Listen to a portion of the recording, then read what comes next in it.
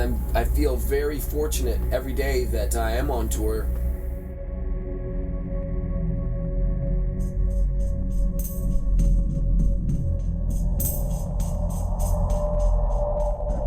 That I get to do this in my life.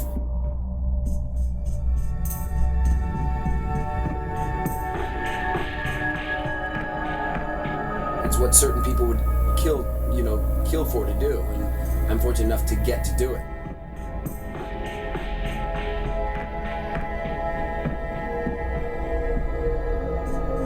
I hope I get to do it for a lot longer.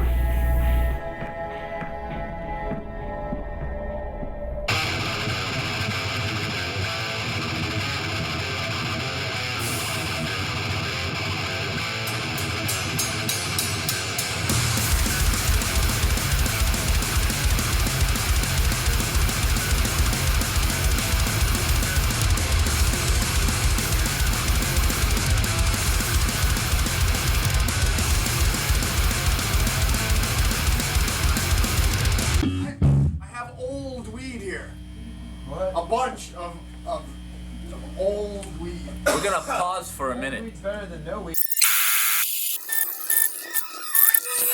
We grew up in the Bay Area thrash scene, basically.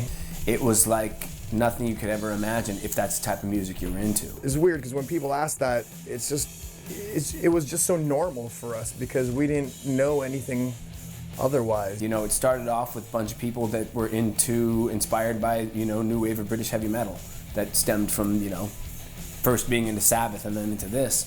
And the scene that was going on in San Francisco was just so special and so tight-knit. And it was, bands that wanted to take it to the new wave of British heavy metal to another, another tier as far as aggression and speed. And I think that, they beyond achieved that with bands like Exodus and then, Metallica when they came over and just forget about it. They were kings. Those early days, Exodus, when they did their demo and Metallica came up to the Bay and started playing, that was a whole new movement of music.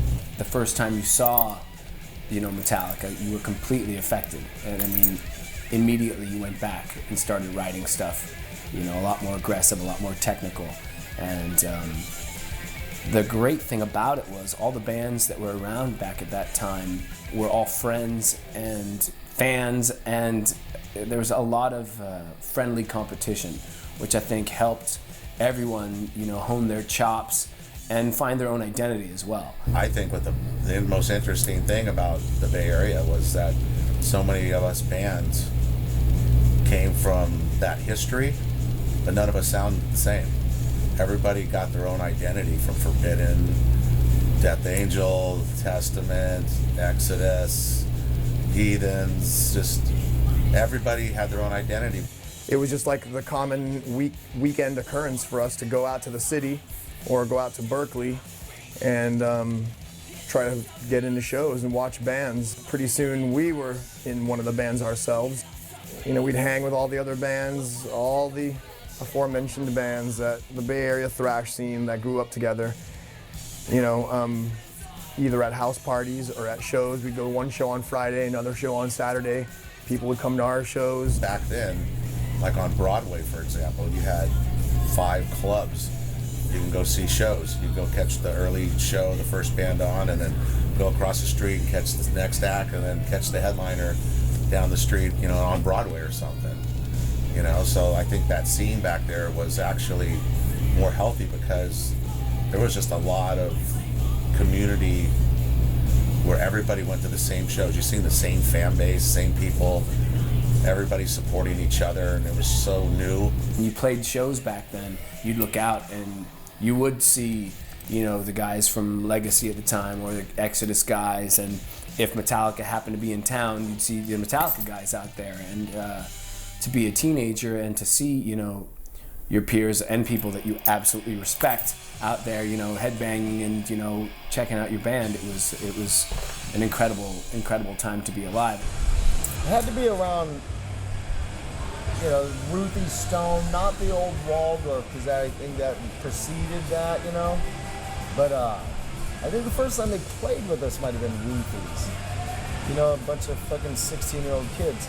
We didn't really realize what was happening, how big it was going to be, and you know what kind of an impact it was going to make on the metal scene or the music scene in general. Via underground tape trading and fanzines from all over the world, you knew, and we knew we were part of something special, because the impact was felt as far as, you know, Eastern Bloc countries to Germany to Holland. The area was everywhere in the world, you know. It definitely brought a new brand of music, you know, especially aggressive and very free, with a lot of the hardcore and punk influence. So this thrash metal movement turned into this attitude and this whole new movement, a whole new sound, with that kind of going against the grain attitude. Not only that, but it's also, you know, around today, which says a lot.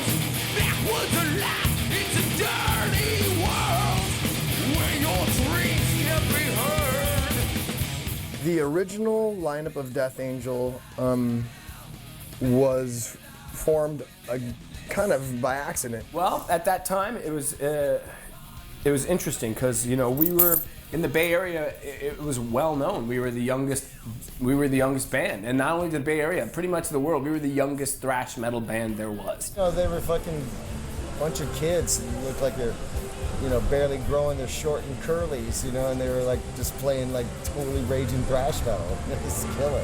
I was 15. Rob was 15 as well.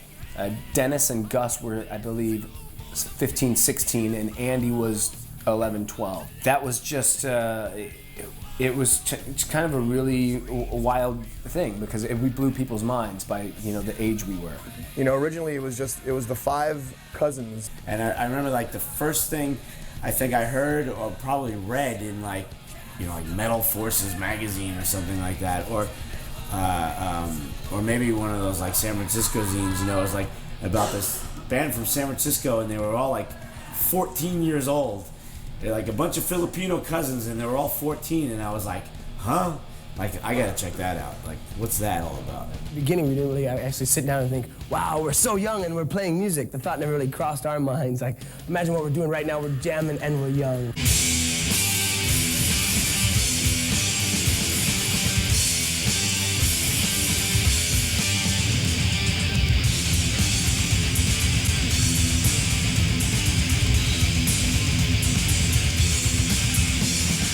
When we were young, I guess, years back, I mean, you know, it was like the talk of the town. Oh, these guys are really young, you know, it's really incredible, especially the drummer, you know, he's so young. I mean, it's an obvious press point, something to push us, but it got to the point where sometimes in so many interviews it would just hit on the points that they're young and they're related, and then like it just go on about how young and we're related, and then like near the end of the last paragraph it might be like, oh yeah, and they play music. And it was myself, Andy Gallion on drums, Gus Peppa on rhythm guitar, Dennis Peppa on bass, and Mark on vocals. Rob and Andy are first cousins. Dennis and Gus are first cousins. And then I believe everyone else is second cousins, and I'm second cousins with everyone. So we've known each other pretty much everyone but Gus, because Gus was in the Philippines when we were born. But since, you know, we were babies, literally babies to, you know, children, our families would get together and we hung out all the time. Family gatherings, everything. Mark actually didn't come into the picture till 1984. Band formed in 82. I didn't join until 84. His first gig was with us. We opened for Megadeth at the Stone in San Francisco, and that's when Mark transitioned from being a roadie of the band to the actual lead singer of the band. It started with one song that became me singing 2 songs. It eventually became me singing 3 songs. You know, I'd go out live on stage for things like that. Originally it was the 4 of us. Mark wasn't in it at the very beginning, and Dennis and I were trading off doing lead vocals, but we wanted a front man, a real front man, a power front man, and someone that could scream his head off and work the crowd, which, as you know, Mark can really do. Let's go! Good evening, Philadelphia! Kill as one! Do you feel like doing some singing?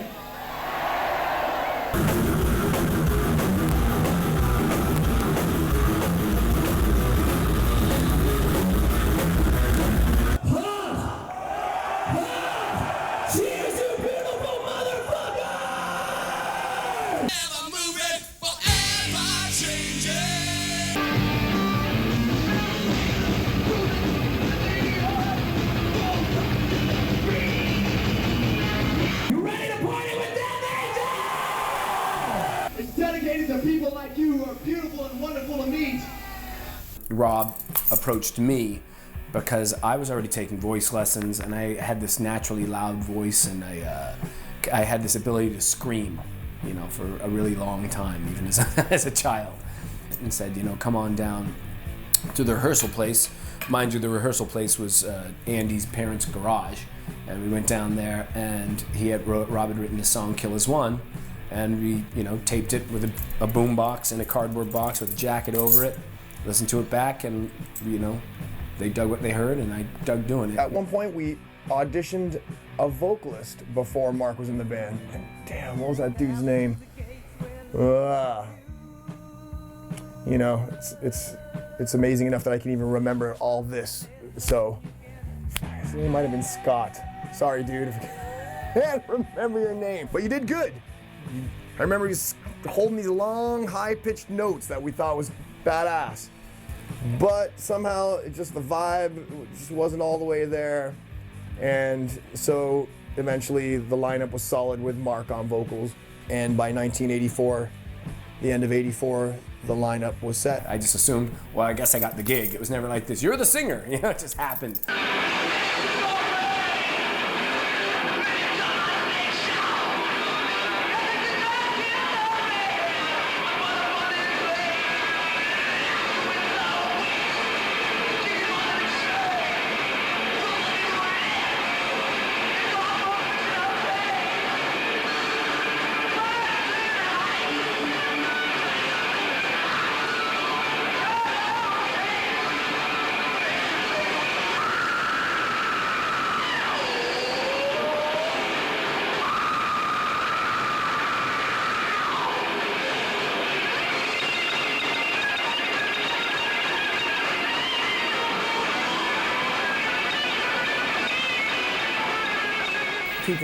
You just hope like the people don't think, oh, look, another new band.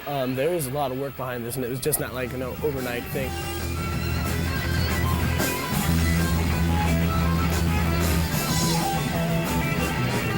By this point, I had become friends with Kirk Hammett. We all kind of had, from the Bay Area scene, Ruthie's In and whatnot, and we'd always give him tapes of us, you know, songs we've written. He always had a fondness for us. Him and Cliff Burton really grasped on to us. Kirk came up to us one day and said, you know, I'd like to, if you're interested, I'm downtime and I'm in town for a while and would really like to, you know, produce a demo tape for you guys. And you're kidding me, you know, Ride the Lightning was just came out, you know, kind of thing, and it was incredible, this opportunity. So we said, hell yeah. That demo did give us more recognition and more respect, and got us, you know, a lot of people hearing of us outside of the Bay Area, because that's when tape trading was a big thing, and that tape got traded. It got traded a lot, and of course, because of Kirk's involvement, that, you know, that definitely helped push it.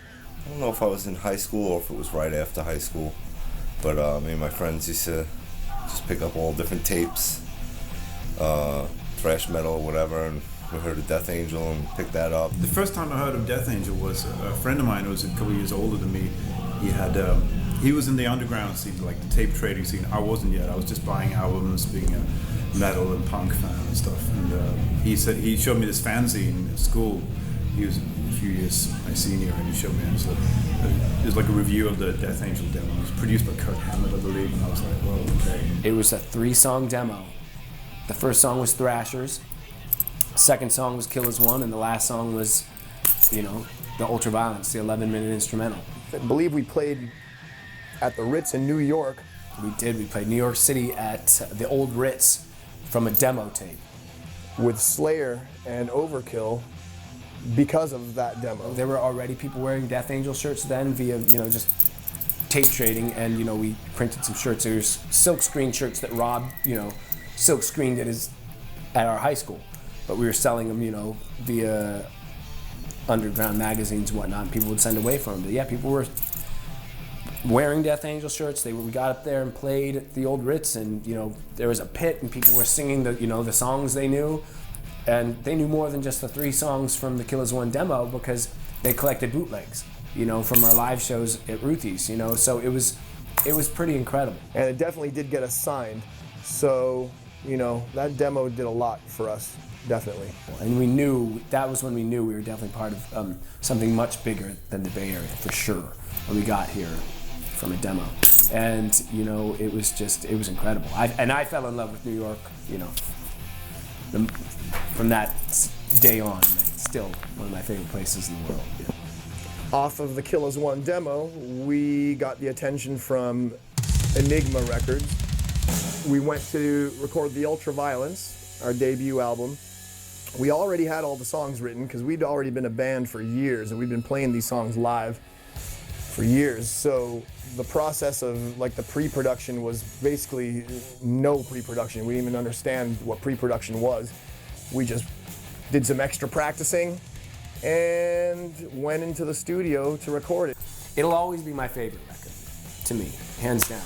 Why? Because it is the ultimate achievement when, especially of that era, when you couldn't necessarily just release your own CDs and record them in your house or record them at your rehearsal studio and, you know, release them and have people search on the internet. You did, as I said, have to get a demo tape, send them out to record companies, physical packages and stuff, and hope that they'd even open them.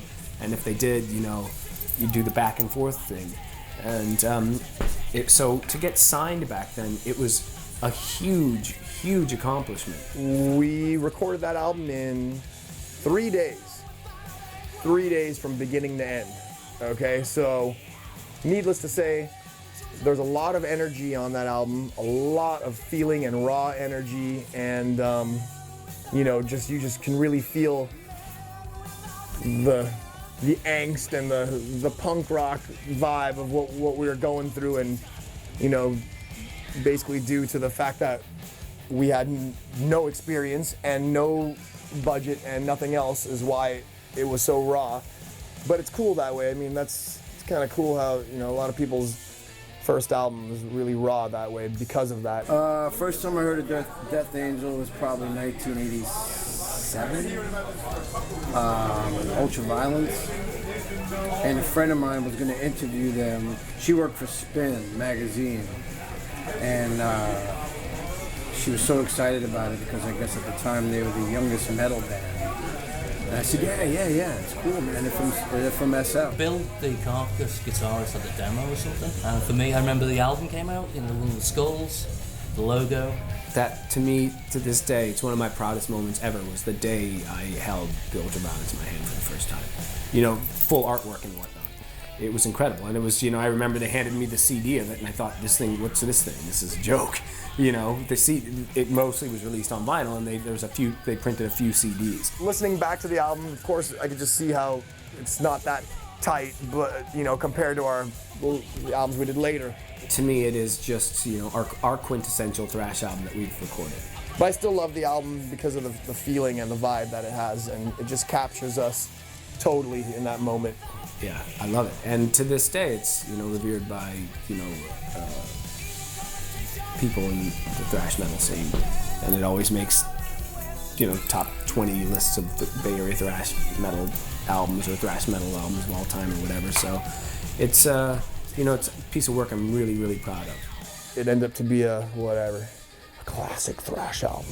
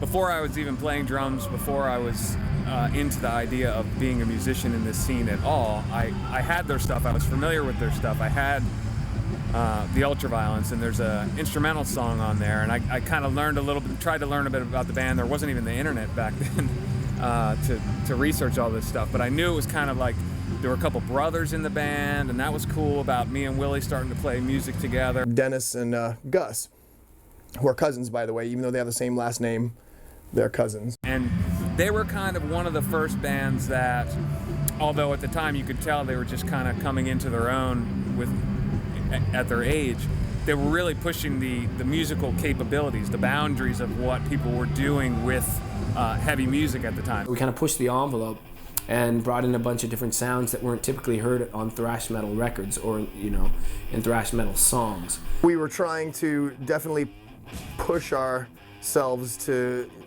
variate our style and bring in a lot of the influences of music that we'd been listening to in between the first and that second album. Frolic Through the Park, to me, is a prime example of musicians growing as musicians and wanting to explore different types of styles. So there's a lot more diversity in that album, and it's a lot more discombobulated arrangement-wise and musically.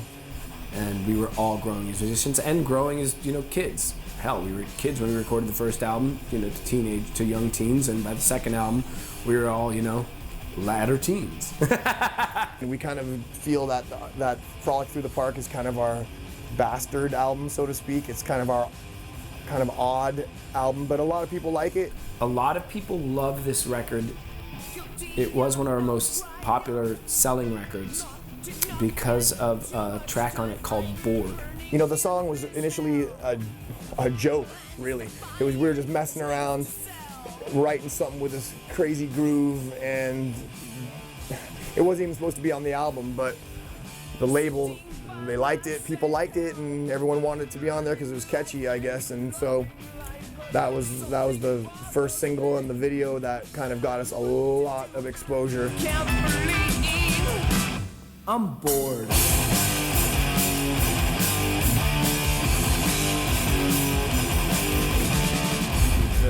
video for Bored came out, I think that shook up everybody. The song that really hit me, you know, I think it was Bored. The riff and stuff. A ton of MTV airplay, especially Headbangers Ball, and that's when, you know, it was just hitting Headbangers Ball. And, you know, Bored was this kind of quirky song with this undeniable catchy riff. It helped launch the second album, and the second album, you know, sold extremely well because of that. Try so hard, but it's more like I keep waiting all the time. I think I've reached the end of the line. I'm bored. In the end, we were pretty much defined by that song for quite some time, and even to this day in many people's eyes, because that was like one of the most popular songs we had. And it was timely with the video on MTV and everything, got a lot of airplay. You know, all that. By the time we did Frolic Through the Park, we'd already toured pretty extensively for both Frolic Through the Park and the Ultraviolence, and started writing for the next record. By this time, we were getting a lot of interest from other labels. Major labels were now approaching us. By 1989, we got picked up by Geffen Records, which was a whole other can of beans, so to speak. So we signed a major label. A whole other level happens. Everything got a lot bigger, a lot different. Budget we had with Ultraviolence, which to us was colossal at the time. We recorded the Ultraviolence, and I think we recorded it in 3 days, mixed it in 5. Frolic Through the Park was recorded and mixed in 2 weeks. Act 3, I think recording and mixing was some, like, Jesus Christ, 2-3 months, something. By this time we had transferred to different management, and just the whole machine was getting a lot bigger around us. And, you know, we were down in LA, we were recording with Max Norman, who produced, you know, Blizzard of Oz and Diary of a Madman. Of course, 2 of our favorite albums until this day were with Ozzy and Randy Rhoads, which was just, you know, we worship those guys. And so we were just overwhelmed by all that stuff. And he came out for pre-production, and we would go over song after song after song and splice up parts, and we'd go over rough arrangements, and it would smooth out songs, and it was really good because he'd pick apart each individual person and just what they were going through at that time, and I think that made it really strong. Because we always figured he'd come in, and since he'd worked with so many people before and he'd established a name for himself, that he might come in and try to dictate the whole project. Like, he had this vision of this big guy behind the desk, you'll do it my way, you'll do it my way. Being signed to a major opened up a whole world that we had always dreamed of, and that's with working with a major producer, getting into a studio and, you know, having time to record, having time to mix. To us at the time, it was kind of weird. We sort of didn't see it for what it was, as were most of the things happening to us back then, because things were happening fast. And we were so young that we couldn't really comprehend the big picture of things.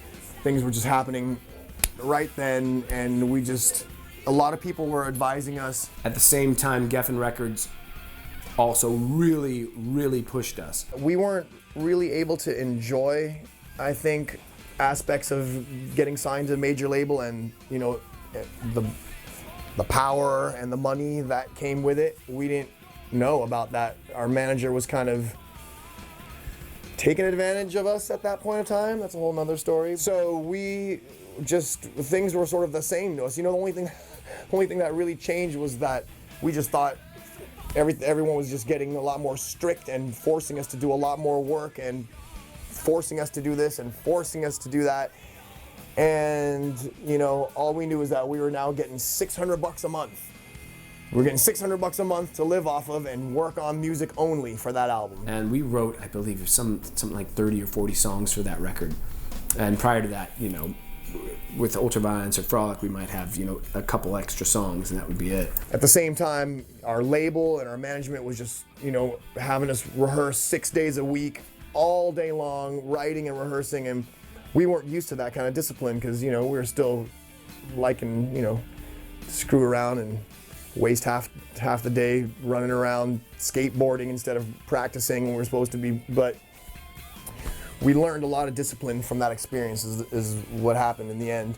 And so that was really, really good learning experience for us although we didn't know it at the time. But I think because of that, we do have our probably most critically acclaimed album as far as reviews and everything, and the most polished record we've ever recorded.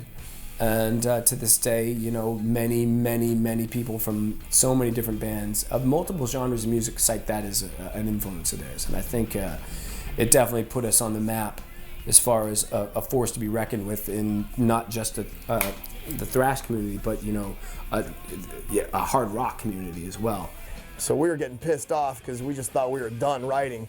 But luckily we weren't, because in the final batches came some of the really cool songs. I think Room with a View and Stagnant and Discontinued came toward the end, and those are 3 of my favorite songs off of Act 3. So yeah, we learned a lot. It was hard for us, but it was a great learning experience. The ocean sound.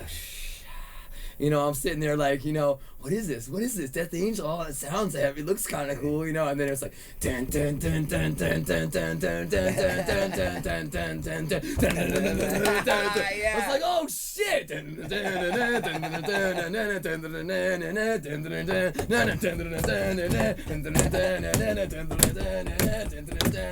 Twisting on an endless seam, on our way to nowhere, oblivious to our destiny, slowly drifting on and on and on. Yes. Fuck. Okay. So let's get into it, man. I Death just Angel. shat myself. One of my all-time favorite songs here on Sirius XM Liquid Metal. Death Angel. Seemingly endless time.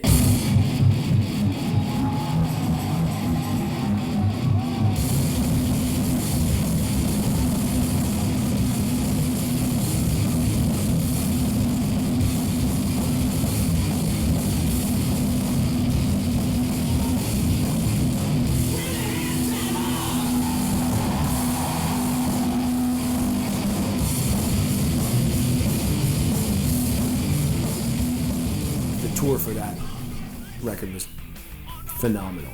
It went to Europe and States multiple times. It was us and Forbidden and Vicious Rumors on some of the gigs, and Sanctuary opening some of the gigs, and it was just a phenomenal time. Like most of the places we sold, everywhere sold out, and it was kind of the peak of when thrash was peaking, and that was the last record we ever recorded before we disbanded. The accident that happened while we were touring for Act 3, we had been touring, and this was like another leg of the States that we were doing. We were coming from a show in Arizona, heading to a show in Vegas, and that's when the accident happened. Sometime around 5 in the morning, the driver of the vehicle fell asleep, and he overcorrected when he was going off the road, and got in a horrific accident. I believe the vehicle flipped twice and then slid on its side for some ridiculous amount, like 200 feet or something. So this day, that was about the worst moment of my entire life, and I guess if anything, I'm lucky to not have had a moment as bad as that since then. Andy got really, really badly injured. I got hurt, but everyone else got bruised, but I hurt a toe, but Andy got extremely badly injured. Waking up to just flipping over and the whole sensation of it happening, and then when we finally came to a stop, and trying to figure out what had happened, and then inevitably discovering Andy, buried under all this shit, and it was just a really, really horrible scene. And if anyone's ever been in a true state of shock, it's kind of like no drug you've ever been on. So you're kind of devoid of what's happening. That's basically what it is that you just went into shock and stayed in shock for a while. It's when the shock wore off hours later, and we were at the hospital and stuck, and knowing the rest of the tour was over, and being in casinos and me on crutches, and having seen Andy, his condition, not in a state of shock on the side of a freeway in the middle of the desert with no one coming by and no cell phones, and being stuck there. They had to helicopter Andy into the hospital in Vegas, And we didn't know if we were going to see him alive again. Honestly, that was the freakiest thing. When you finally get the reality of what's happening, I could just say emotionally the state for everyone was just severe confusion and fear and a sadness I've never known up to that point. It's like you're in a movie, but it's happening in real life, and everything's just going in some weird dreamlike state, and it stayed that way for quite some time. The most intense thing that ever happened to me, and everyone else involved as well. Found out he was, he was going to survive, but definitely not, be so okay at the time. How come this band didn't explode and then, just hang out with them? We shared a tour bus with them and they told us their whole story about what happened, and it was like, with the accident and everything, I was like, oh, that'll do it. Andy wasn't going to be able to play for a long time, and we were not about to replace him and just go on like that. That was not even an option to us. But it was an option for our label. Of course, they wanted us to get right back out, get another drummer, and just continue the tour, continue supporting the album. I guess, and now again, in retrospect, I can see their point, because they invested a lot in us, and I guess that's the normal thing to do. But it wasn't a normal thing to do for us. I think I flew home the next day, and it was maybe 3-4 days later, I just decided I've had enough. I don't need this. I don't need this in my life. And, I called the guys all one by one individually and told them over the phone that Death Angels ran its course for me. I'm done. And that's just how it is. I've made my mind up completely, so that's where my head is. We refused to go back out on the road. We actually we did a handful of dates in Japan without Andy that we were already contracted to do, and we didn't want to do them, but somehow our management forced us to realize we had to do them. I don't know, we just got forced into it. So we did those shows, and Chris Contos filled in for Andy on drums, and he did a great job considering, he had, only a little bit of time to learn that kind of headlining set with us. But it killed us. We had no heart for that. Looking back and not seeing Andy on the drums, it just broke my heart and all of us, and it was a real sad time for us. We closed out that last show. I remember we just hit the last notes, went backstage, and just wept. We just sat there. The room was just silent. We were just weeping because we knew that was our final show. At that point, Mark had already said that he was done. He was going to quit and move to New York. They really had no recourse because they knew they couldn't talk me out of it when my head was out. It was just a done deal. And to me, I still, if I had to do it all over again, I'd do it all over again. Same way. I was done. And it needed to happen to me, and I think it actually needed to happen to the band, to tell you the truth. After, all those years and all that work and everything we put into it and all the love that we had, just for it to end that way, it just really sucked for us. It was just, we did not, first of all, we never thought that the band was even going to end in the first place. Secondly, we had no idea they would go out in such a, non-fucking glorious way. So, yeah, really sucked. That whole part sucked. We talked about just forming a band with the four of us and starting from scratch, having a different name, different music, not playing any Death Angel songs. And that's what happened. We ended up forming a band called The Organization, and that's when I started to come back to life.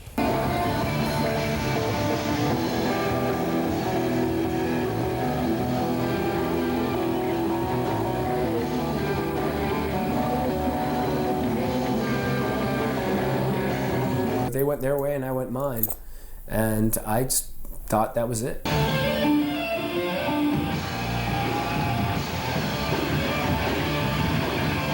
That was me and Andy and Dennis and Gus, and I was doing lead vocals and Andy was doing lead vocals.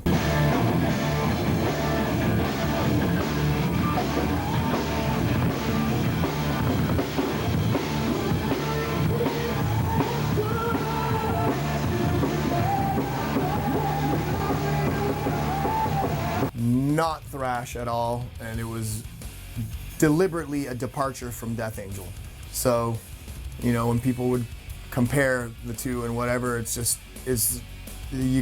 me there was no comparing, because we were trying to do something totally different. Of course we had, you know, there was metal in there because, you know, of course we loved metal still, but we were trying to get away from what we were doing before. The organization is a whole new scene from Death Angel. It's the same members except for Mark, but it's a whole new book that we've started basically, and we closed the book on Death Angel, and that means playing the music, everything. It's like we got to just completely move on and put 100% into the O. So we so much did not want to live in the shadow of Death Angel that we were like not allowing promoters to put like ex Death Angel or former members of that. Like, we just try to detach from the name completely. Unsafe Unsane Recordings and Metal Blade putting the album out.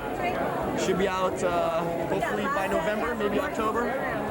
Oh yeah, one room. Right on. You check it out. Well, the first album was self-titled The Organization. The second album was titled Savor the Flavor. Till this day, I really have a soft spot for both of those albums. I really do love the songs and the music and everything we put into those albums, because like we do with every album that we've ever done and everything I've ever written or recorded on, just in that moment of time, it's just everything to you. So, I mean, we had put all our heart and soul in that band and on those two albums. We meant every word of it, and we meant every note of what we did.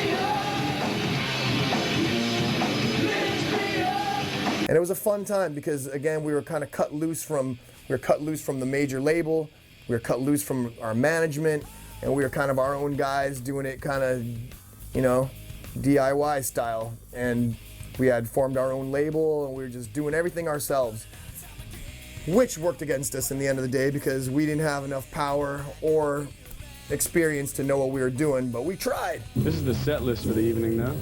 Just open up the past list. Short song, is that a new one? After I think our last show, I think was at the Limelight in New York, and we were just, you know, we were just struggling, especially after experiencing everything we did with Death Angel and coming to, you know, the height of the career with a major label. And, you know, on the Act 3 tour, the last tour we did before the leg where we had the accident, but the main leg of the Act 3 tour, we were going out. I mean, we had, our band had our bus, our crew had their own tour bus, and we had a semi carrying our equipment with the entire front of house, our whole PA system, I mean, the works. And so going from that to all the way back from scratch to the punk rock level of touring in a van with the organization, in the beginning it was fun and exciting.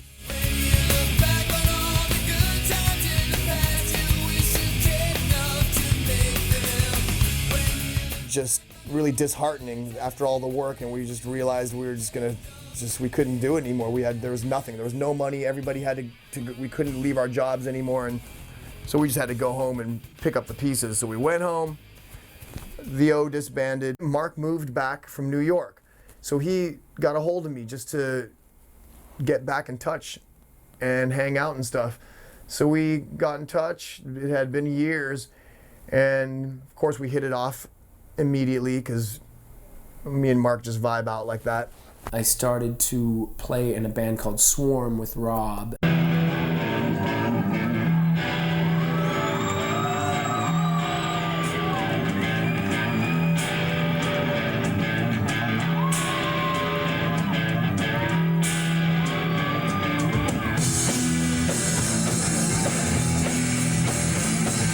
It was more of a rock project.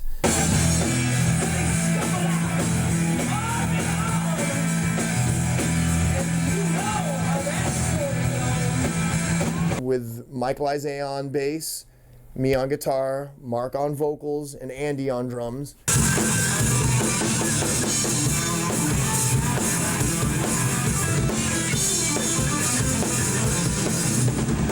We actually recorded a demo at Kirk's studio, Kirk Hammett's home studio in San Francisco. So he again somewhat produced another demo of ours. At the tail end of that, which I mean, we're fast forwarding years. This is hitting like 2000 by this point. You know, I mean, this band called Swarm, and we did put out a couple independent EPs and toured the States with Jerry Cantrell and his solo stuff. And we did a few U.S. tours with him, at least 2, if not 3 runs of the States. Pretty long, extensive tours. Then we got the information that Chuck Billy had been diagnosed with cancer, and they're putting together this large benefit in San Francisco. And then we got the call to do the Thrash of the Titans show, which was the benefit, Chuck Billy and Chuck from Death. Jesus, when did we break up? 90 to... Yeah, throughout that 11 years we've broken up. I got approached a couple times at points throughout that decade asking, I think twice by the band if, I was interested in, trying to give it a shot. And both times I turned it down flatly, completely. I truly did believe that Death Angel would never get back together.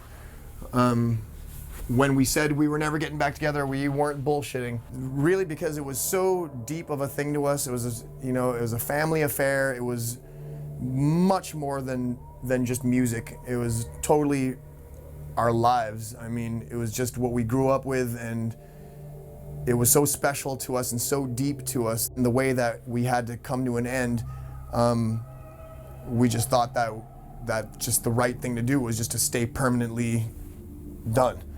Just not try to, we just thought that we could never recapture the magic that we had. Thrash of the Titans, when I first heard about that show, how they were getting all the Bay Area bands back together. Death Angel, Forbidden, Exodus, Violence, Heathen, I mean, everybody that was in our scene, I wanted from the Bay Area to be there. And on top of it, it'd be nice to get like an Anthrax and SOD, and I just started naming all these bands. I was really excited, and I didn't hear Death Angel was performing because I've heard through the grapevine, knowing Rob and Andy and Dan and all those guys, that it's never gonna happen.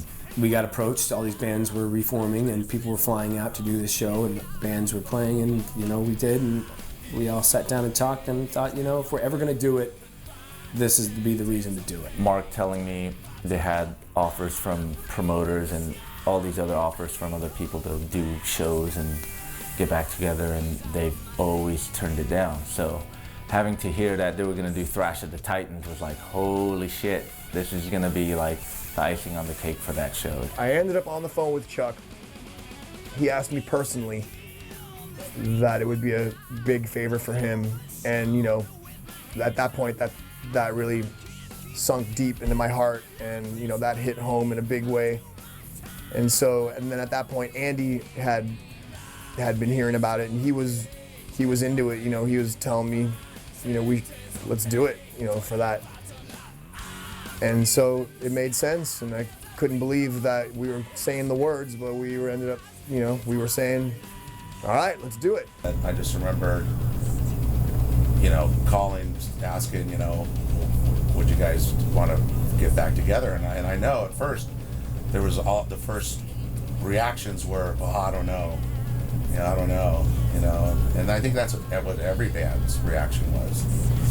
But I think after they thought about it, and kind of rumors spreading that all these other bands were doing it, I mean, even brought Testament back together. We were broken up for 14 years. Mark was into it, Dennis was into it. It was just Gus who had been out of the picture for a long time, and I think at that point in time, Gus was actually even living in the Philippines. I already knew that it was just gonna be way too far of a stretch for Gus at that point, and it was. But the cool thing was Gus totally gave his blessings, and I already had, Ted was already in mind. I remember that time, I was at work. I was working at some women's handbag company, and I got a call from Rob. We already knew we were going to ask Ted if Gus wasn't going to be into it, and we knew Ted was going to rise to the challenge.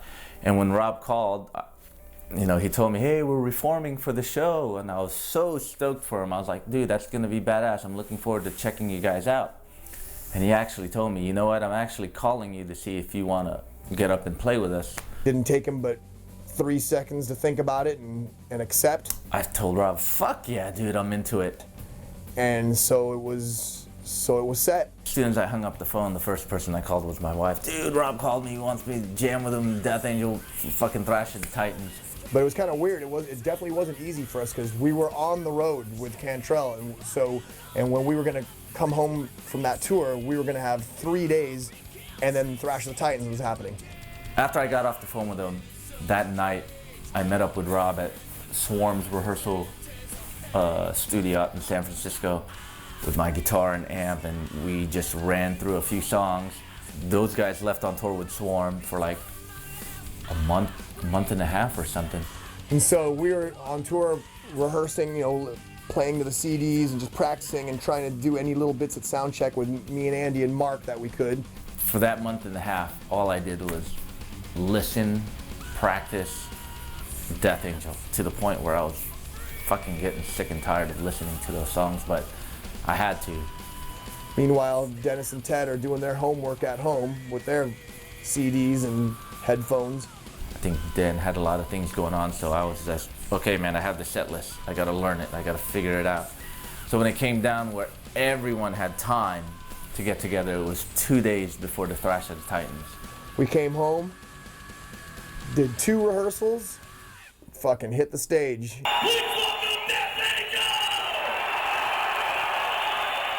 And I'll tell you, man, I was nervous as a motherfucker, dude. I almost shit my pants. We were only gonna do that, and at that time, that, you know, we had said that we were doing this just for that show. That was it. That was the only performance we were gonna do, just to keep it real, and we had no other intentions. So, funny enough, right before we started that set, I remember stepping up to the mic, and you know, everyone had chills up and down the back of their spine, and we were just nervous, excited, every fucking emotion you get. The crowd was raging, roaring. We walk out there, I'm looking across the stage and seeing Dennis on stage and Mark up there, and we're Death Angel again, and it's been 11 years, and it was fucking surreal. And I walked up to the mic and I just said,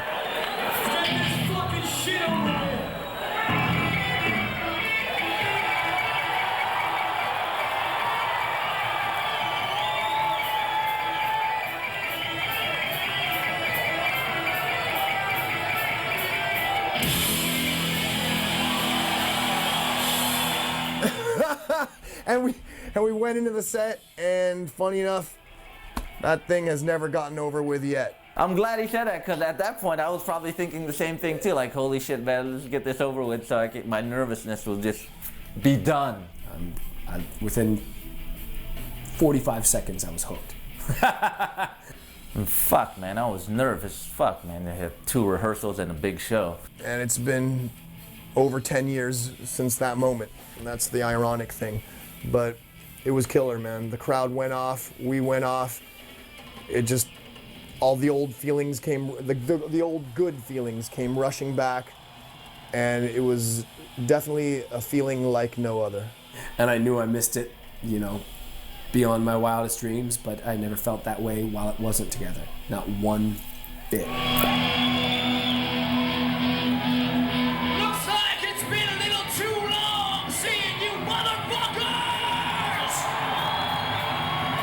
And I'd have to say it was fucking unbelievable, totally unexpected, and absolutely amazing. One of the best highlights in my life as a musician, having to play in Death Angel and play as the first show back as Death Angel after they broke up. It was killer.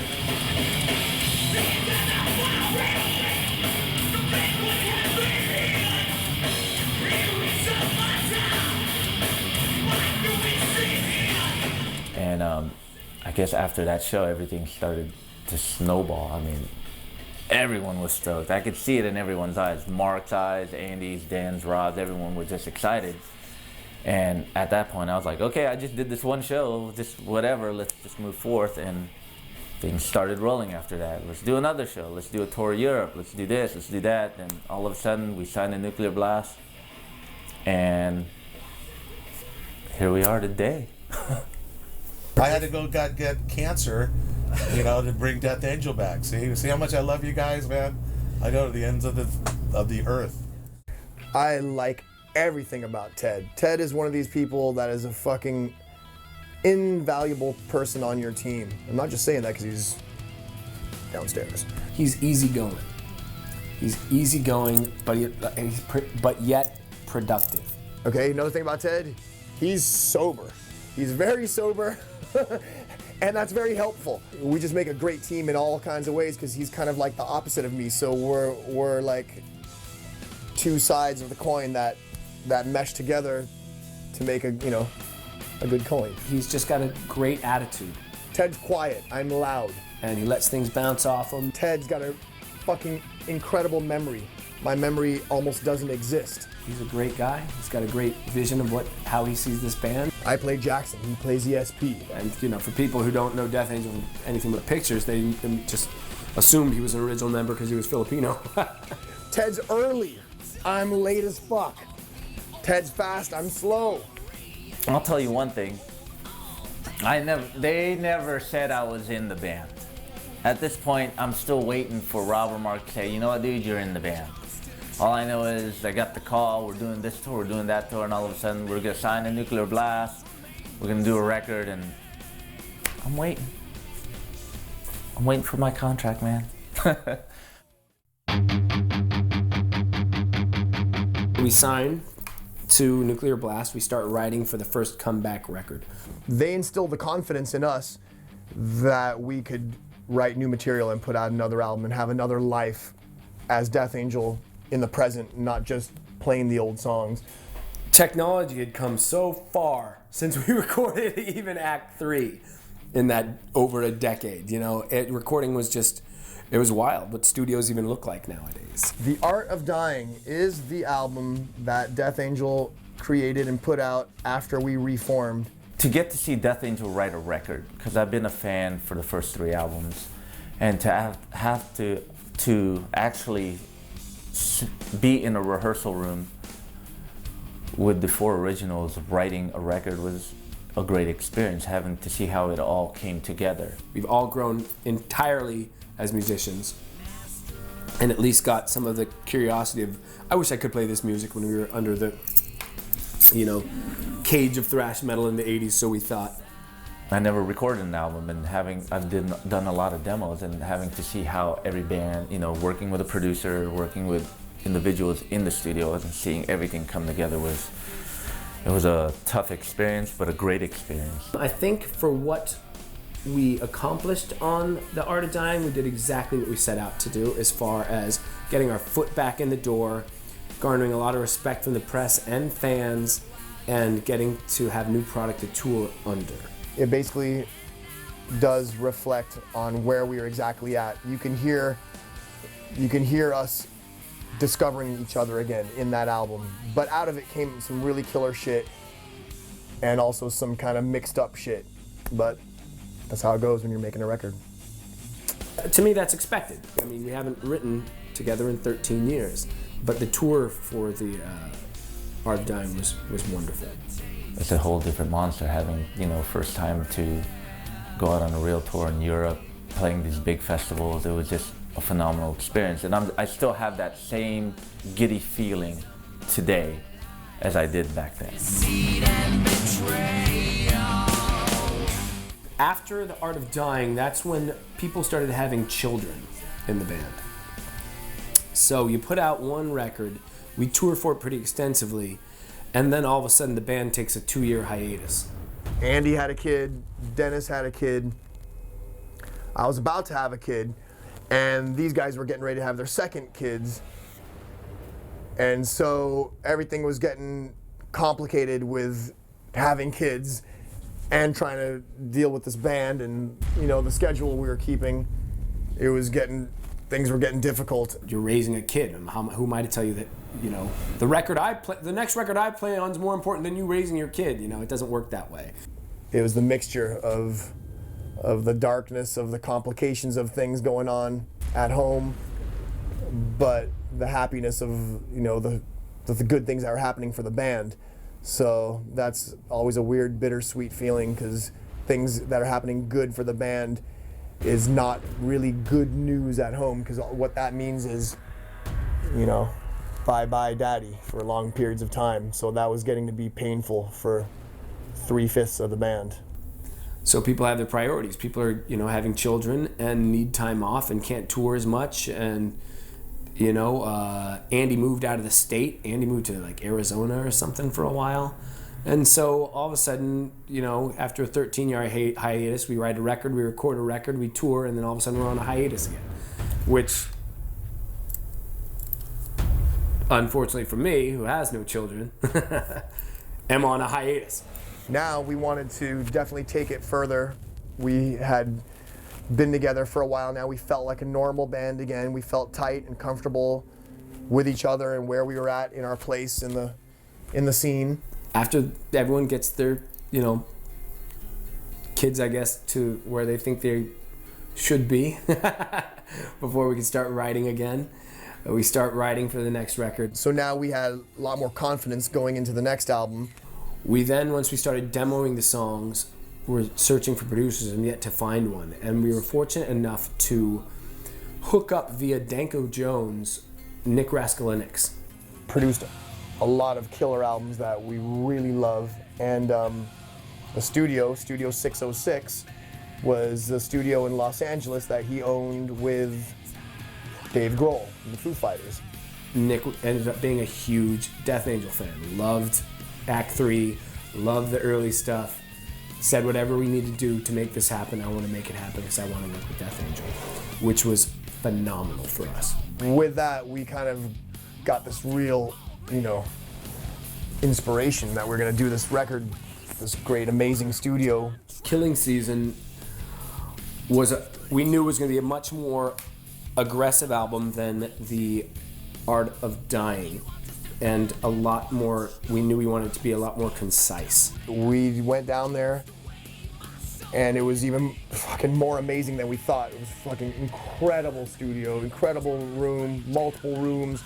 Not only that, but you're walking down all the hallways and just nothing but every multi-platinum fucking plaque of the Foo Fighters, Nirvana, Queens of the Stone Age, Tenacious D. I mean, you're in the company of all this fucking success and just really fucking killer music that had been recorded and put out.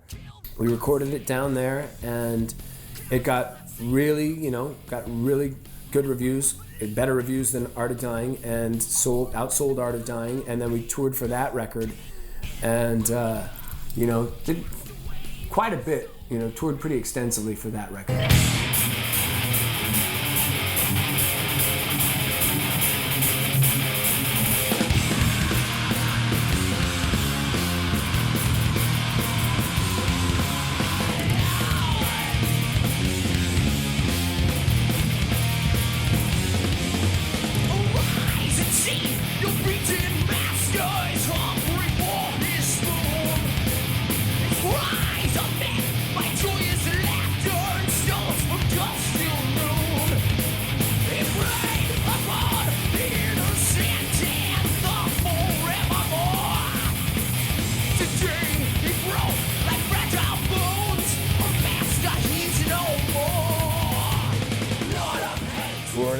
Touring. Like I said, this you know, the family stuff was going on underneath all the touring, and we were trying to maintain. It was just getting rough. It was just getting rough for everybody, and you know, we weren't making any money. Still, we're this far into our careers. You know, no one's getting any younger, and we're not making any money. We're still, actually going in debt for the love of music. And then it's getting really fucked up when you're going in debt and bringing your family into it with you. We started getting like stipulations, like, well, I can't take this tour because I can't be away for 4 weeks. I can maybe be away for 3 weeks, but I can't be away for 3 weeks until this time. Things like that, because they're trying to juggle family and a band, which is a very hard thing to do, especially if you're not a major band. You're not making this massive money that top 20 artists are making. You're out there slugging it away and hoping you can sell shirts. There's a lot of different circumstances, but that's, truth be told, that's just the reality of what led to eventually the next formation of our band, next lineup change, with Dennis leaving the band first, and then Andy.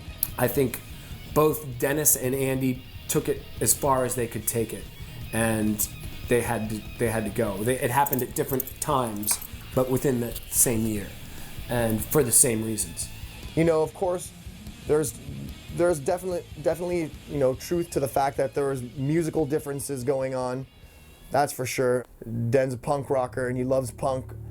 He's a metalhead at heart from the beginning, but he definitely evolved into loving punk rock, and he wasn't really feeling it for the metal scene. That was very obvious by that point. And then Andy, he'd go back and forth a bit too. He fucking loves metal, but at the same time he loves a lot of straightforward rock, just straight up rock, which we love too, but he really wanted to push a lot more straightforward kind of songs and styles and beats and stuff into Death Angel and what we were doing. And he's one of the he was one of the main songwriters and main voice in the band. It affected their attitudes on the road as well, and it was just caused a lot of tension between the bands, unnecessary tension. I'm sure probably caused them a lot of tension at home as well. So it wasn't fair to the band or their families or even to themselves. So the band, one by one, they each, part left, said they were going to leave the band. It was really on the edge at that point. After Andy left, Mark and I had to sit there and really ask ourselves if it was going to be worth it to try to keep on going, because again, we didn't want to be one of these just some band that's just trying to exist when you ought to just fucking pack it up. And we just had to realize that we were not ready to stop playing.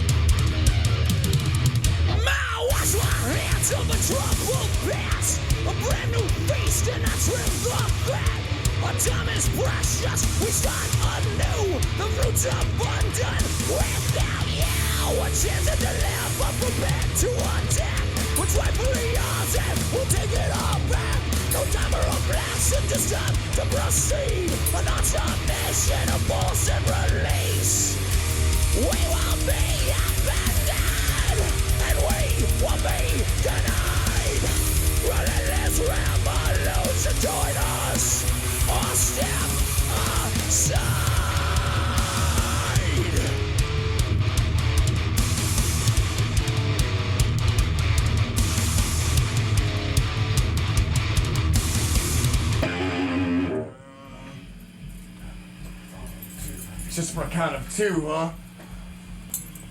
What's going on? Focus on him.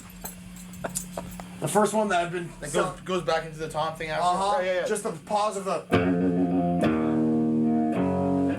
part where you used to go dong, dong, dong. Yeah. If we extend that so it just pops out more.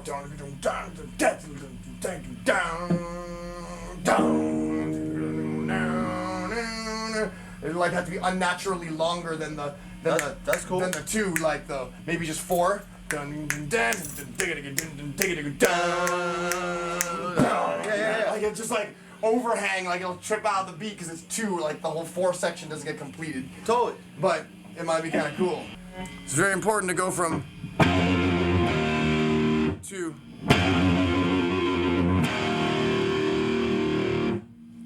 Did you hear the difference? let me show you again. One goes, and then like the other one goes. Can you see the difference? I could hear the difference. Why are you filming when I smoke weed? Losing members is tough alone, but losing 2 original members is really like, you know, and I was sitting there going, okay, man, we lost Andy and Dan. I think this band's done. I think it's gonna break up. And Rob and Mark talked about it, and I remember getting a call from Rob and Mark saying, dude, we're gonna move forth, we're gonna keep going, we're not stopping. So Will came in the picture. Looking for Will Carroll. Where the hell is Will Carroll?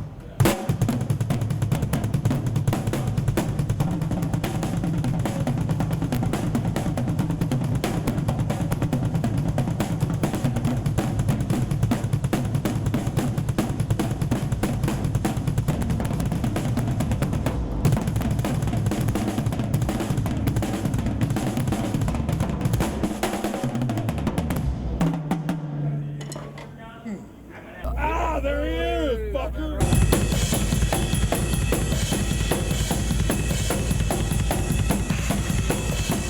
I'm giving you this.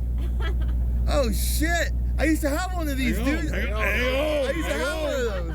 Hang on, I'm gonna tell you a story. This is 24 karat gold. I got it off eBay. Right? Uh-huh. You know why I bought it? You like what we ran at the band? Yes, sir. Spirit, we bring Will everywhere, especially places you have to dress nice. And we only bring him in spirit. Like they always dump me with the person that's not going to be working with us very long. There's good times ahead. Will Carroll. Will Carroll. Now he is in another way an opposite of Ted and me in different ways.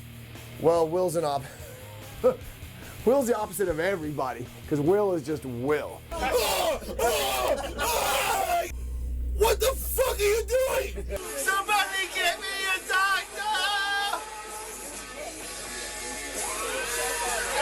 Will Carroll, San Francisco institution. If you've ever been to San Francisco and you know metal, Will Carroll's been playing in bands, I mean, ironically enough, with Ted was his first bands. Tom. The scene, the bands, the bars, you know Will. The band has a great work ethic, which is something I need in my life. Are people with good work ethics, because I like to lay around. He's a powerhouse drummer, but you know Andy was a monster drummer too. But they have a different style, and Will's much more of a thrash metal drummer, much more of a double bass player. I mean, I guess that's why they wanted me in the band. They wanted to go in that direction. So you know, like I was stoked that that's the direction they were going in, because I'm suited for that. Like I like to play metal and thrash metal. Will's a one-of-a-kind, original, freakazoid of a guy that fucking, don't take this the wrong way, Will, but just doesn't grow up. What did you say to me? You don't have me throw it up on tape, huh?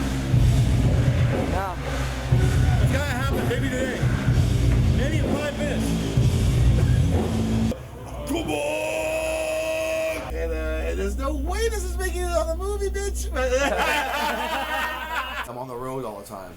That's something I wanted to do my whole life. It's tour, and I play music for a living, and you know, just make that my focal point in life. And as long as I keep doing that, it keeps me out of trouble. So the DA is keeping me out of jail. No.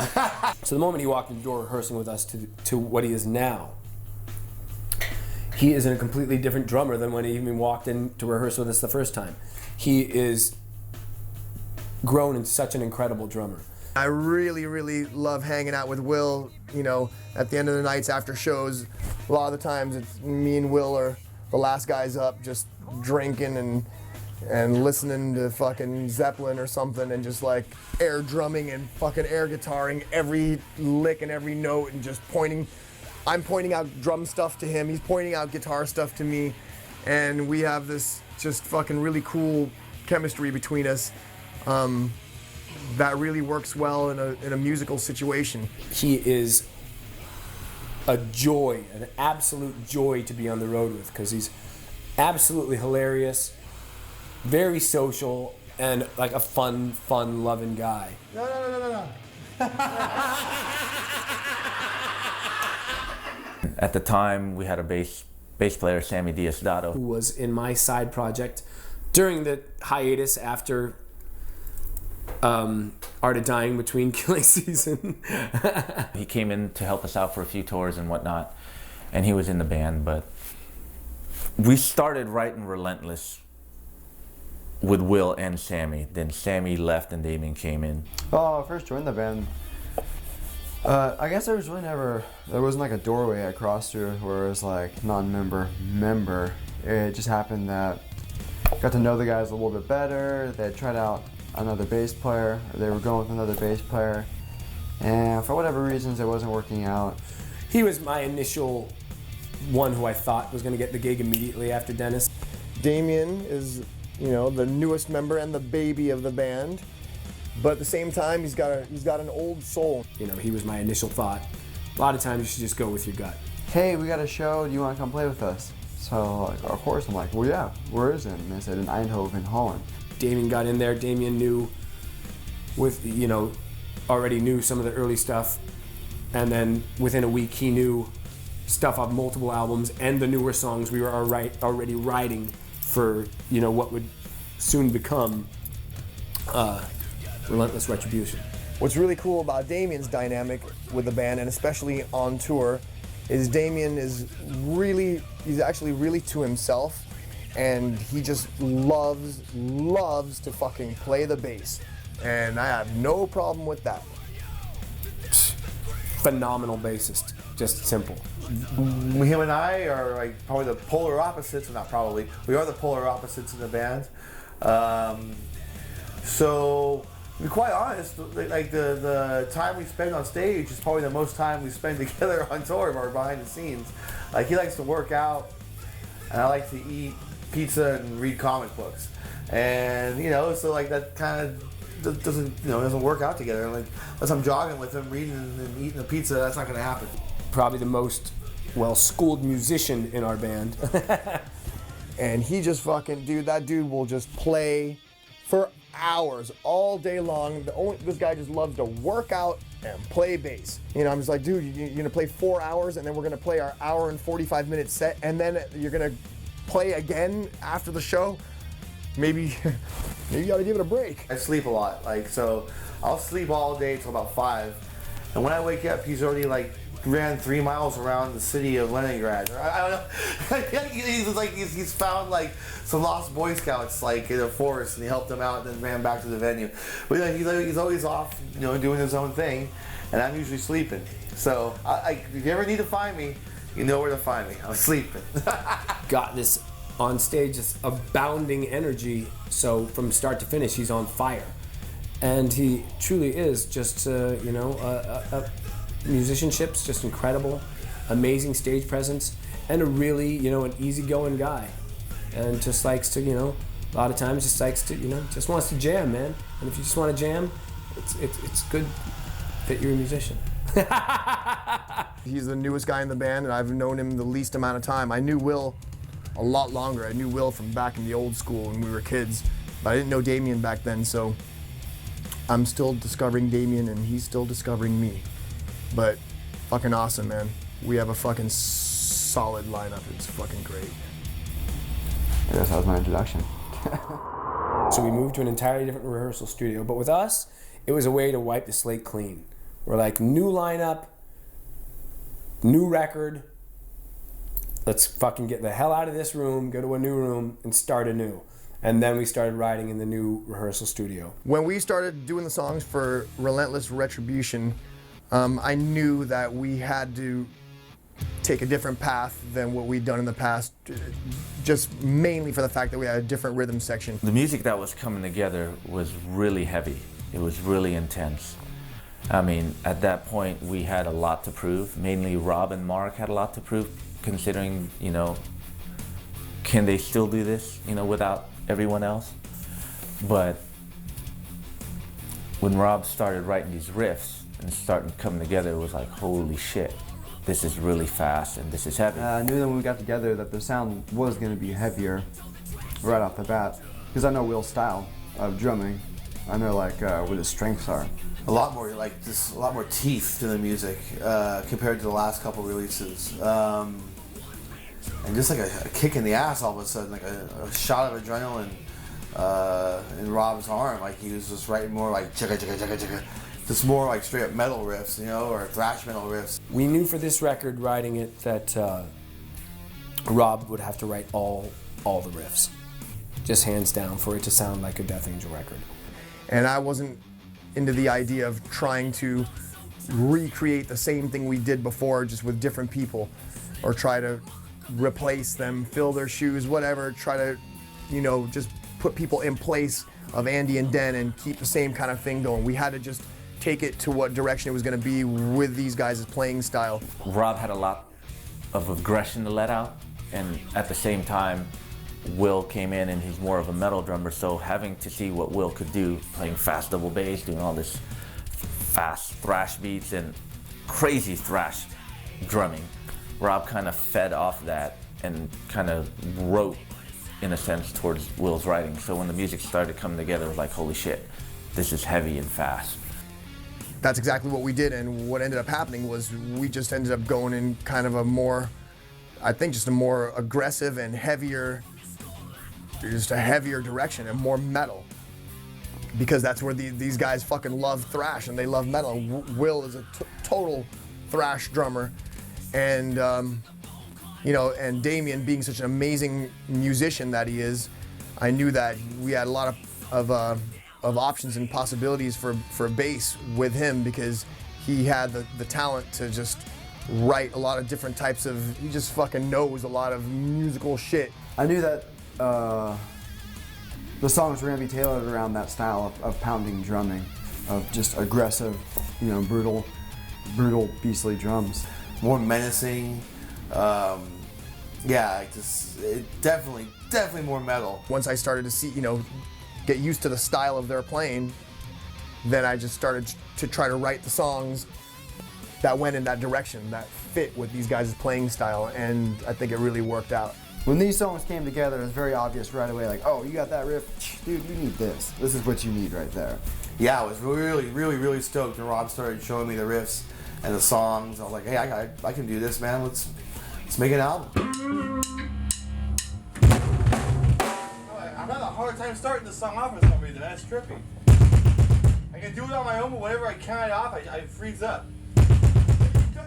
You were doing it normal all the way up until like yesterday. I know. It's strange. Are you doing something different? No, it's just like a mental thing.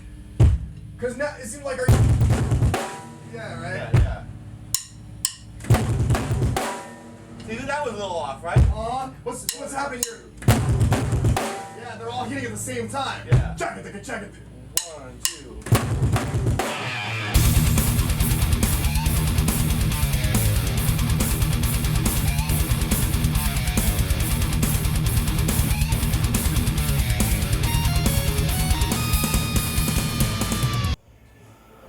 Well, you know, Sunday and all. And now, it's part of the movie called Impressions of Sukov. No. Jason Sukoff is just some crippled dude who lives out in Florida. My first impression was he was hilarious and we were going to get along well. Jason Sukoff of Audio Hammer Studios.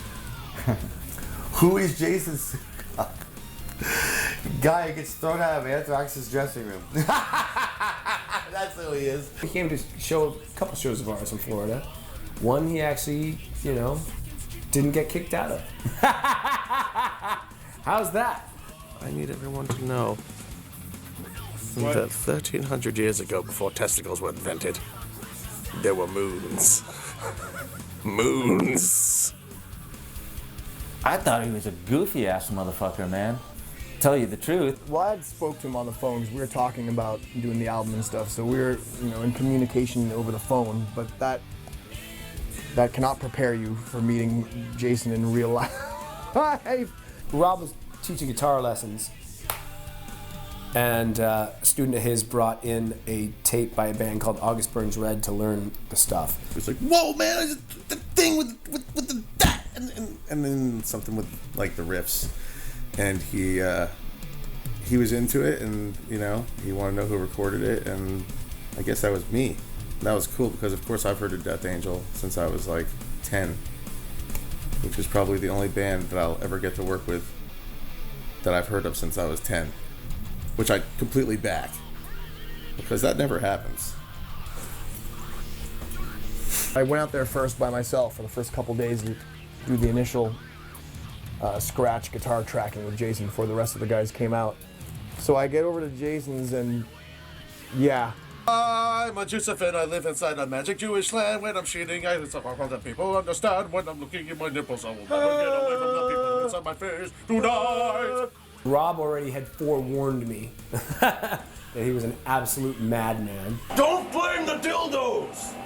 I think after the first couple hours of meeting Jason, I was calling Mark. Let me step outside for a minute. I gotta make a phone call.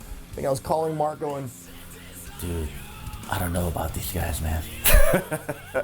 I don't know about these guys. They told me right away that he was a weirdo. That was the first thing they said, like, whoa, he's a weirdo, they said he's a freak. I heard Jodie Foster's like waiting to go into D-side shows and hanging out with Obituary. We're gonna make a record today or what, dude? We were. Now we're gonna start a catering company. And Will's gonna make the sandwiches. This dude over here is gonna be he's gonna be on Expo. And you're doing dishes, bitch. That's right, dude. And Mark's the hostess. They wanted to be themselves, but they wanted to be now, and they want, it's like, I don't think they really wanted to change anything about themselves. Oh, whoops.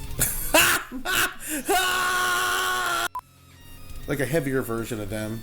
That was what I wanted to do, but like maintain the whole thing that they've been doing forever. The one thing I like about going to Sears is they carry Craftsman, but they don't fuck around with any of that fucking Toro shit. I hate Toro. I'm just kidding, dude. do I look like Carlton the doorman to you? You look like fucking Flippenstein the fucking hermaphrodite. Realizing that was just his personality and that was also part of his strategy, and I came to like where he was coming from. But initially, I just didn't think he was serious enough to work on music. But then that's because I'm overly serious working on music, so that's what it was. Hey man, what's going on? Yeah, you totally gotta check out the session. We're totally in session right now. Here, check it out. Yeah, I wasn't quite sure if it was gonna work out because, like, I'm sarcastic too, and if someone likes to talk shit, I talk shit 10 times back. But I quickly got accustomed to his sense of humor, like within the first night. Then you got Lebowski. Ha! Beastman, dude. Beastman is he's an entity all into his own because he's got that fucking beard. It's like he's just like. And it makes my life better just knowing that he exists. I hope he doesn't get too upset when he sees my beard's been cropped off, but it'll grow back, Jason. It'll grow back. He looks more like a Harry than a Will. You know what I'm saying? Like his name should be Harry Willman or Billman. What the hell are you talking about? I mean, I don't have too much experience recording albums. I've done tons of demos and tons of like independent albums and stuff, but like with a real budget and stuff, this is my first time, and he knew this was my first time, so I don't think he quite knew what to expect of me. He was like, "Oh, this is his first real album, first time recording to a click track." I'm sure I must have pissed him off somehow, but he didn't really show it, being the sweetheart that he is. On the last one. The last one. The last one. Not the second or the third or the first. The last one, Tetro. The last one. Okay, so let's hear it. Who's your favorite Scandinavian?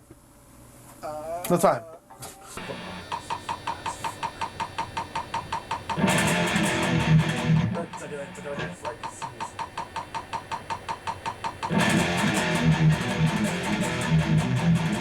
Yeah? No?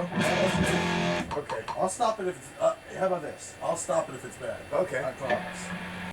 He definitely pissed me off, and we butted heads on certain things.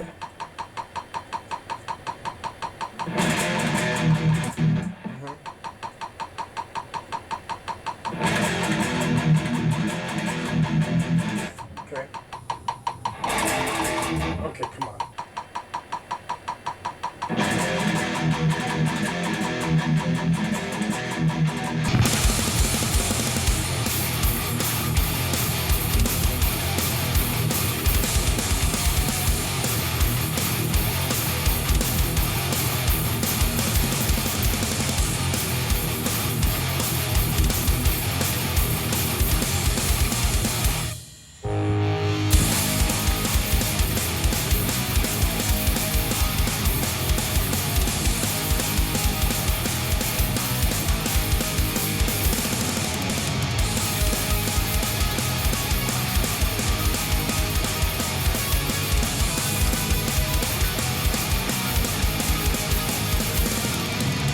Retribution, just solution, there's no other way. Haunted by your actions of what you have yet to pay. Gossip is a filth that just spew out of their mouth. Bones burning cold, now that you have been knocked out, hey!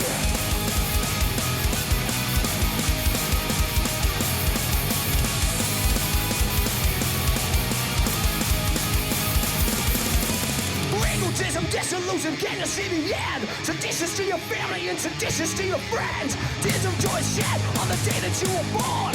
On the day you'll die, there'll be no one there to mourn. And I thought by now you learned. Now it is your turn. Childhood choices, adulthood forces, you have paved your way. Strike another lady lover, till love shall stay. Embezzled money, coward phony, you have brought this hate.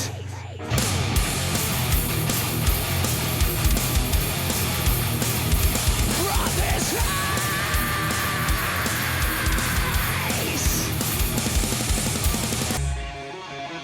You're talking about the second.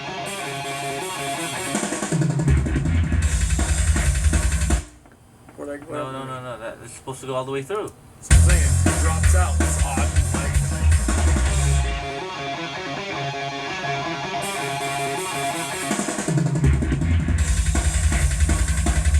Hey, do you? No. I think on the other track, yeah, that. that's where it is. Oh, that's right. That's when it takes place back. Right. It comes in instead of that. Right. Domination, deviation, start another war. Brothers stay and fight as you flee on the back down.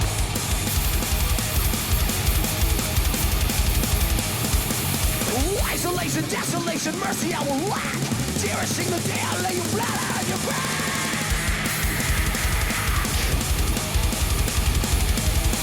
Flat on your back.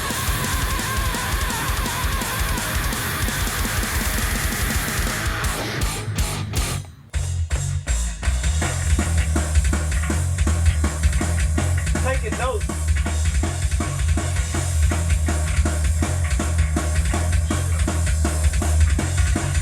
What?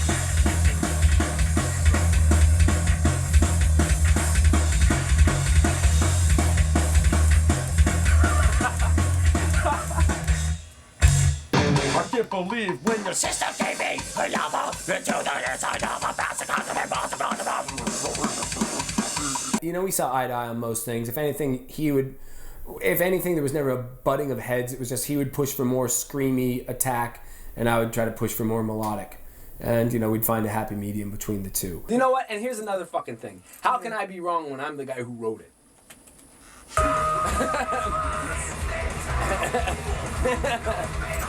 I ask that question to myself all the You know, time. dude, I ain't wrong. I wrote it. You're wrong. It's flat. No, it might be sharp, but I wrote it sharp. But like, I think they stayed the way that they always were, and that's why the fans like them, is because they're not doing the stuff that everyone else is doing now, and they sound like they've always sounded, and there's no reason for them to change because they did it first anyway. I'm trying to say, whoever's listening to the stuff that Rob was influenced by, then now it'd probably be pretty special if they were listening to that now at the young age that they are. They'd have to be influenced by their parents, or they could have discovered it on YouTube or something like that. But yeah, I guess it's easier to discover stuff now than it was back then, because I know back when I was growing up listening to metal, I had to drive 45 minutes out to Enfield to the music outlet, and it was like going on a field trip. It was awesome. It was like, go look at metal CDs and it'd be like the best day ever.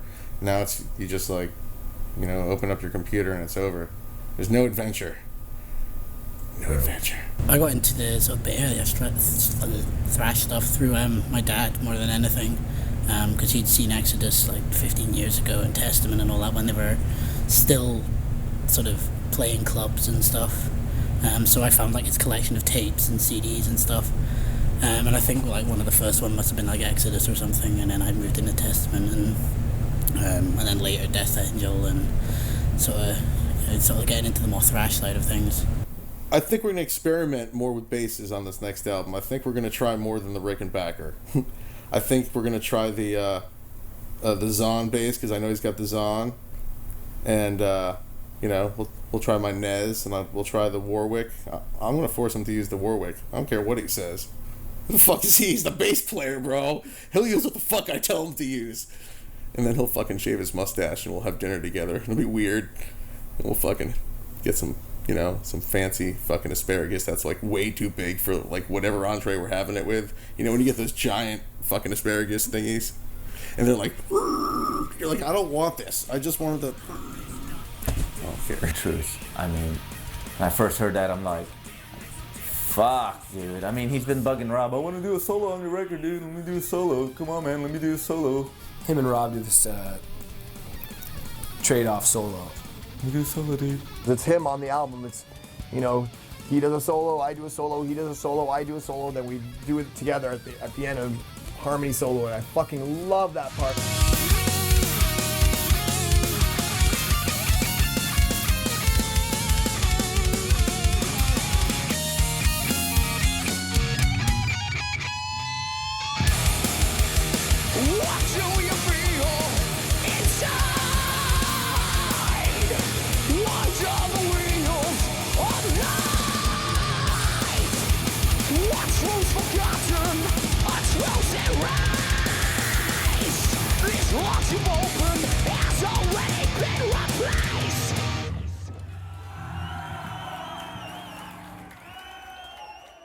Jodie Foster's a vivid fucking Cryptopsy fan.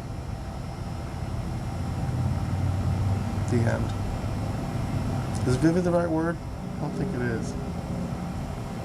Is it livid? No. She likes Cryptopsy though. That's who the fuck Jason Sukoff is. A phenomenal guitar player, phenomenal singer, but a demented motherfucker. He knows exactly what he's doing when he's in his studio. He knows exactly what he's doing behind that board, and he's got an incredible ear. And you know, I consider him a dear friend, and someone whose opinion musically I trust a lot and value. But he's nuts. As much as it's grueling and you know, it's kind of. It's tougher than it may seem on the outside, especially when you're going for a really long time. But at the same time, you know, we wouldn't want to do anything else. So we just consider ourselves lucky and blessed to have this kind of lifestyle. I mean, it's the busiest since I've been in the band, and from, you know, hearing Rob and Mark talk about it, it's the busiest since the 80s. We probably did more touring ever, and we're excited about that. Playing heavy metal every fucking night, man, it's awesome, dude. And the only cons could be maybe like some of our schedules have been a little grueling, like 24 shows in a row or something. Really, before I joined Death Angel, I had hardly left California, really, at all. I'd seen Nevada, I'd seen part of Baja California. I'd made it as far as to Texas. But other than that, I mean, you know, my ability to roam outside California was pretty limited because I always had to hold down a job. You can't just be a band like this in this time and era and not tour, you know, dare I say, relentlessly. The people we have in the band and the lineup we have right now are just hungry, and we're getting out and we're, you know, whooping ass every night on stage. You wanna see some crazy shit? I take my hair off! Hey Mark, oh my God!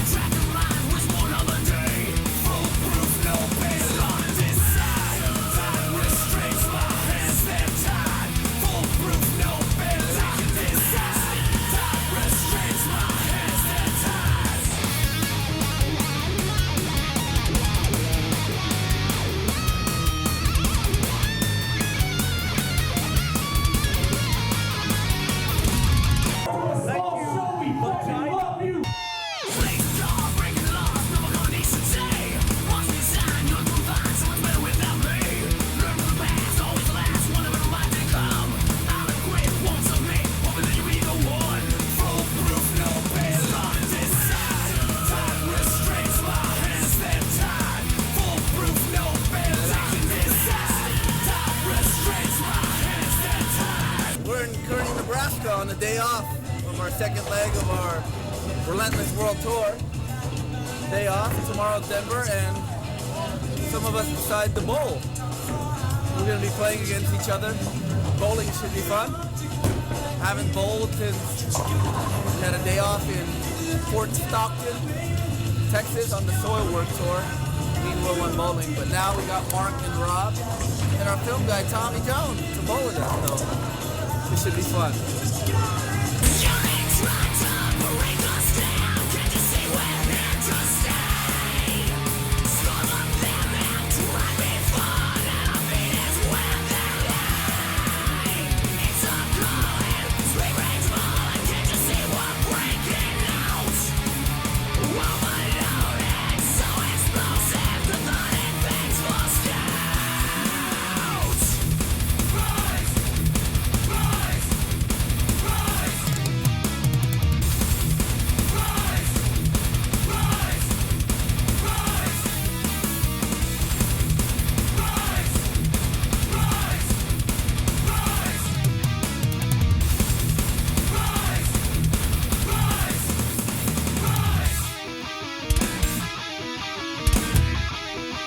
The fans. If they come up on stage, you hit them. That's the new motto. That's Fuck the fans, dude. We don't need any fucking fans. We don't need no fans. We don't need them, dude. We play music only for ourselves and for artistic reality. Yeah, if they don't show up, then fuck them. Fuck them. It's their fucking loss. We People who jam. show up are cool. We jam for the They jam. understand the whole artistic part of it. You see at Soundcheck, we still jam the same. We still jam when no one's there. Just our crew. Half the time, these fucking fans get in the way. Dude, we get pissed when people show up. They start yelling while we're trying to play. They're yelling out of timing. We're trying to fucking thing. Bullshit, man. They expect picks. How are we gonna play without picks? Fucking rude. I need to smoke weed right now to handle this situation. Dude. Totally, dude. Totally. So stressed. Dude, they make us sweat for no reason. When we jam, we don't sweat. Soundcheck is way easier, man. Way easier. It's completely rude how these people come in and start yelling and yelling while we're playing.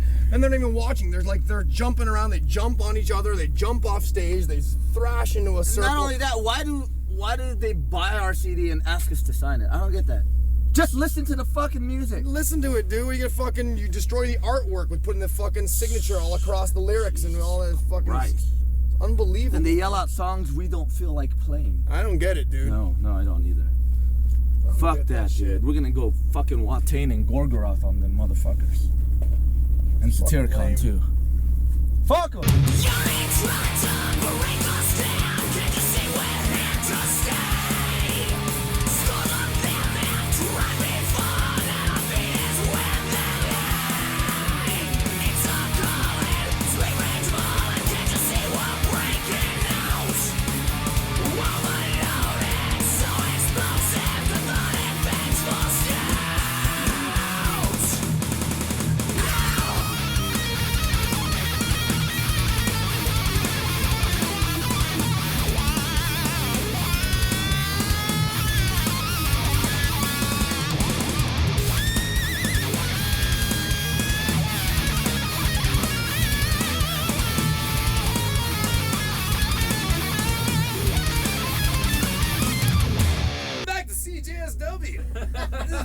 Savastoni and Margot Sagita.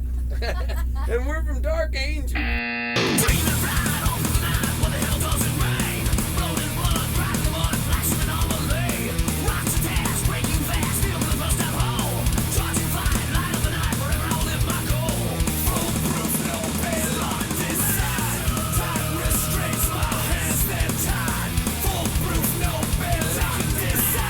Weird, because we did some touring pre-Relentless release and post. But that's not really a fair question because we came off the road for the previous album and there wasn't really a break.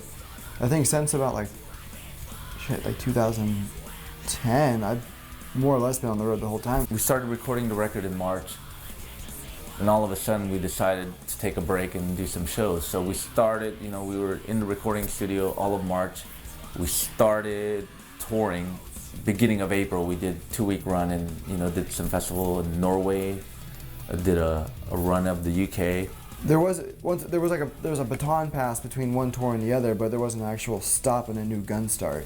Before the album, during the making of the album, in the middle of recording the album, we took a break and went and toured Europe for a couple of weeks. And did it with a festival in Sweden, Sweden Rock Cruise. Came back and continued recording. And we did a couple of shows for Scion, Atlanta, and Los Angeles. Then right after the Los Angeles show, Mark and Rob flew back to Florida to finish recording. Then went right back on tour again before the album even came out. We went back on the road in Europe. We did 2 weeks. We did the Metal Fest in Europe, a couple of weeks there. Then when we came back, we started mixing the record. And as soon as the record was done mixing, we did 2 more festivals out in Sweden. We did Sweden Rock Festival, and we did Sauna Open Air in Finland.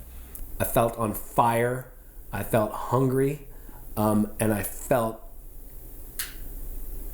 adamant that I had something to prove. And right after that, we came home, mastered the record, and as soon as that mastering was done, we hit the road again with Soilwork. We did a U.S. North American run with Soilwork. I think they're amazing live. I mean, you should definitely see them live. I would rather see them live than listening to their albums, because that's when it's really coming together. Like, the intensity is just insane. And at the time, we started to promote the Relentless record. We did one song off Relentless. We did River of Rapture. River of Rapture, we were playing on tour in the States. We were touring with Soilwork, and that's where Tommy made the video from the live performances of River of Rapture, and the album wasn't even out yet.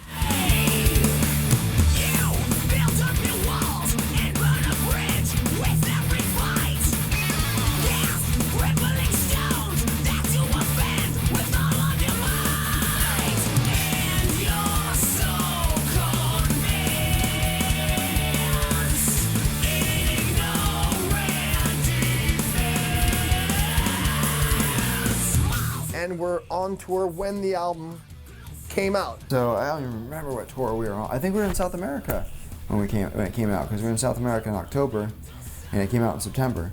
Creator, Exodus, Us, and Suicidal Angels. I think that's the first tour we did after the album came out. Like, no, I'm wrong, huh? I knew it. I have no idea where it started. I think we were in Europe, but we might have been in South America, or Southeast Asia, or North America.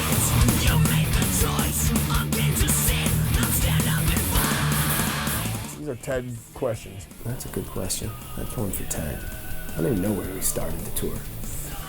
We were either in Europe or South America. Real touring for that record started. We started in South America, which is our first time in South America. There you go. Even then, there wasn't really much of a point in playing it because they hadn't heard the album probably didn't come out down there yet. So I think we're still playing River of Rapture.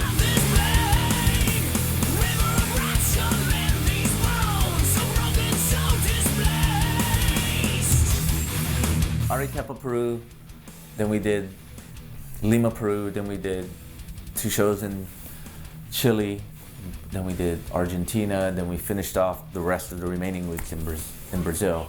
So we did, Relentless South American tour. Until the end, rise up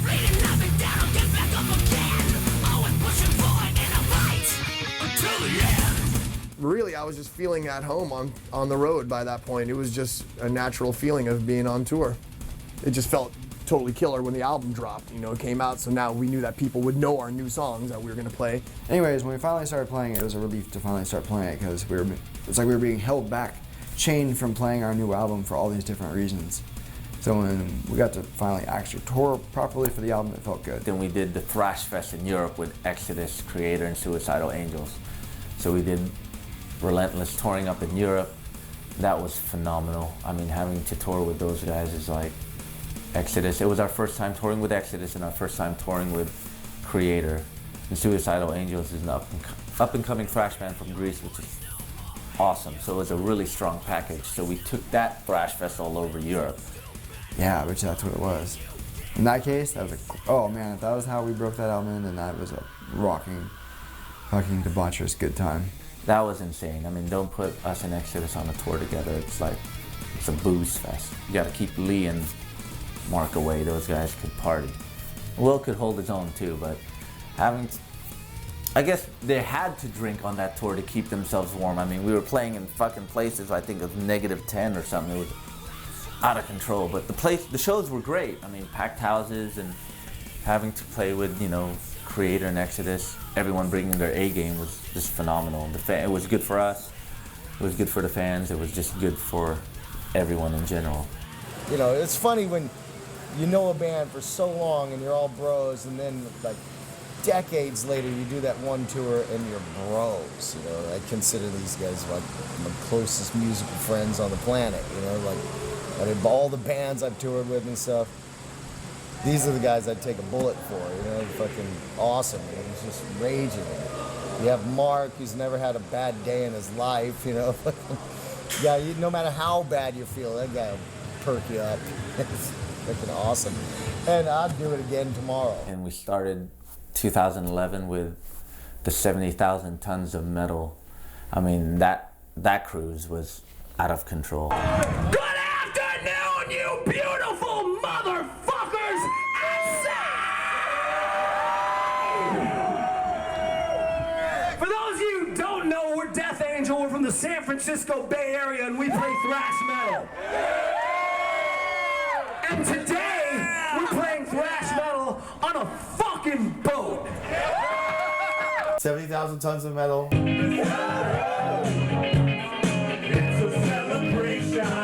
How's the cruise? Fucking sucked, man. Totally. Damn, how weak. Seasick. And each and every one of us is a part of something fucking special right here. No matter what kind of fucking music you're into, what kind of fucking subgenre of metal, whatever, we all wear fucking black.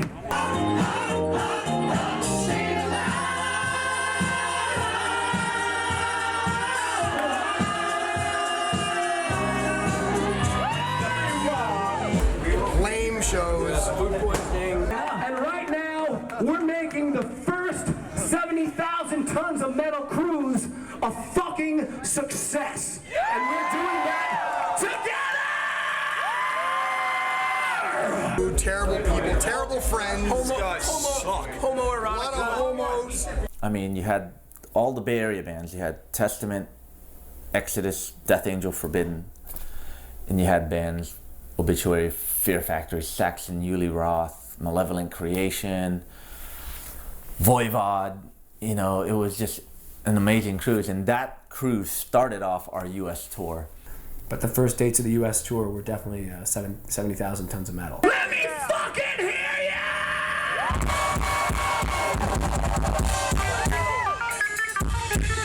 This is dedicated to those homos and swashbuckle. Welcome to the third floor! Actually, it was killer. We're just fucking around like we always do. First headlining show when we got back would be in Tampa at the Brass Mug. I was pretty nervous because these songs are pretty relentless, like this, like a lot of double bass and just a lot of high speeds, and when we started touring, when we were doing headlining sets, like hour and a half with a lot of like songs off the new album, And so yeah, I was a little nervous about like if I was gonna have the endurance or just stamina, whatever you want to call it, like just to get through a tour. And I wanted to show people that live we were just as much of a force as ever, if not more. And I just felt like I needed to get in people's faces, and that's what we needed to do.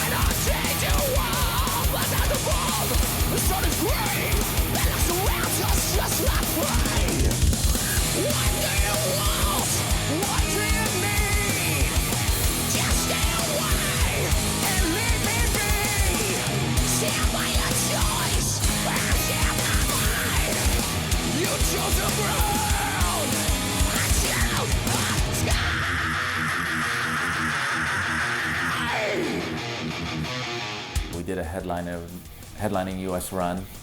What the hell did we do? We went to Eastern Europe for the first time. Romania, Greece, Istanbul, Croatia, Bosnia, parts of Italy we haven't hit. We did the second leg of the US. We flew immediately to Southeast Asia. We did Amaranto Stadium in Quezon City. Fucking hot as fuck. Bangkok, Thailand, Anthrax, Hellion, Death Angel, that was amazing. Taiwan, Malaysia, Kuala Lumpur, and Indonesia, our first time there. Then we went out to Europe to do the summer festivals. Those are always fun. Bang Your Head, we did Worked Across, and Getaway Festival in Sweden, and some headliners. And we came back from that. Colombia, Mexico, another festival in Belgium, back in Indonesia, and Solo Indonesia with Cataclysm, which was amazing. Then we started to do the Anthrax, Testament, Death Angel run across America. Unless you've been in a cave for the last like 20 years and don't know anything about heavy metal, I don't really need to explain to you why touring with Anthrax and Testament is great for Death Angel. When we were thinking about doing this tour, we wanted to do like the second wave of thrash bands, you know, like Testament and Death Angel and stuff. So we thought that this package would be well received by metal fans. I think people are really stoked on this package. It's three really great bands, and there's a reason to come out and see all three. And we're obviously selling a shit ton of tickets, you know. So it's, I think it's a great idea, and I hope we get to continue in January. We're fucking so happy because we love Death Angel, but you don't play bored. And we finally had a good break off, which is 2 months, and now we're starting it back up again. Anthrax, Testament, Death Angel. And we're just going to keep touring and touring and touring. So there you go. There's our touring history.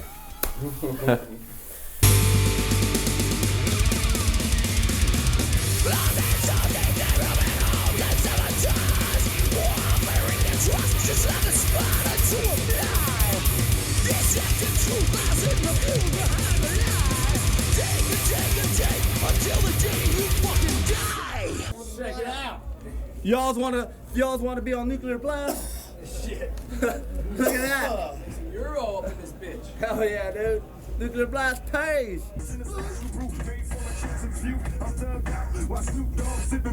Oh my god! Check out this girl, Daily Roth boots. Shit, man. Straight from the Panama video. This is Vern. What's up? The only Filipino in Richmond, Virginia. This guy's a stalker on Facebook. You better watch out for him. He's a stalker on Facebook.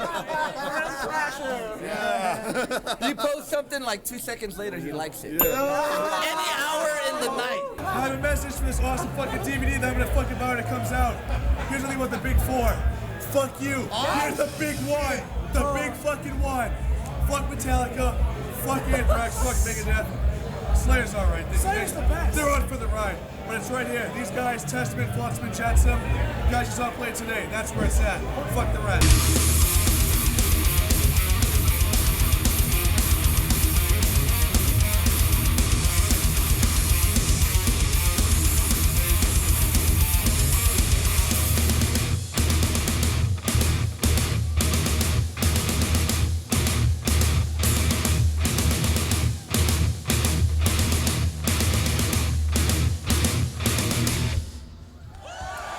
I'm just a poor brown boy just trying to make it in the world of metal.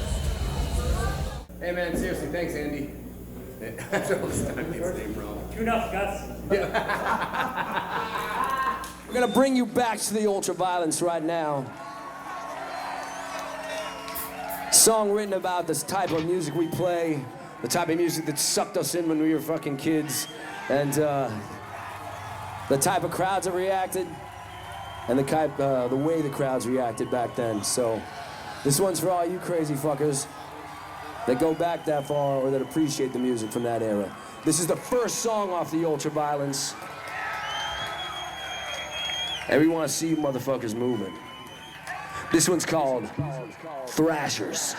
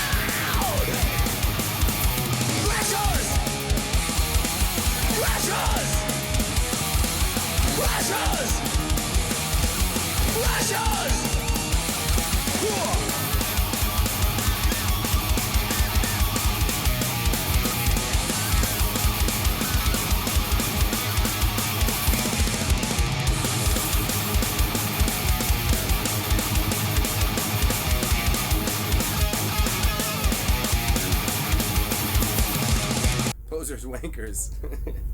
In the back. That's the fucking best. Posers, wankers. Oh yeah? It gets even better. I can't take this bullshit turnaround attack. Really? Hell yeah, what do you mean really? I can't take this bullshit turnaround attack. Telling the people up front to turn around, run to the back, and beat up the posers and wankers. That's all wanted to sing to me. Wow, I live my life and baby, can't you say? Pleasure, bondage. Okay, there you go. Same to me. How I live my life, and baby, can't you see? That's right. Pressures! Pressures! Pressures! Pressures! Passive, passive, on their knees, you beg for mercy. Passive, passive, on their knees, you plead for mercy.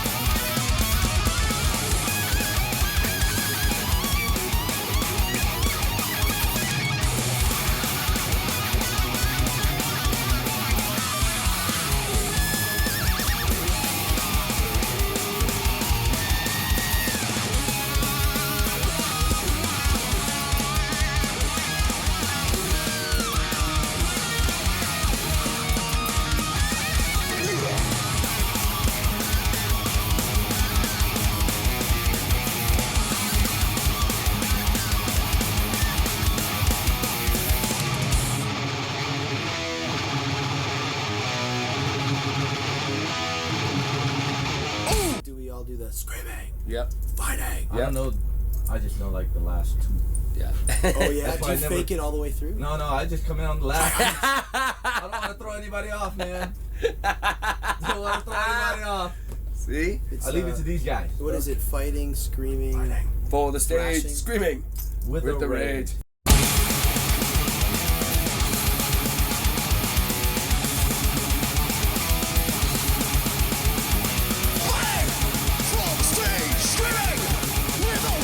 Thrashing. Yep. Push and shove. Packed in. Packed in. Packed in. I didn't know that. Like a glove. Madness, right? Yep. All around. Falling to the ground.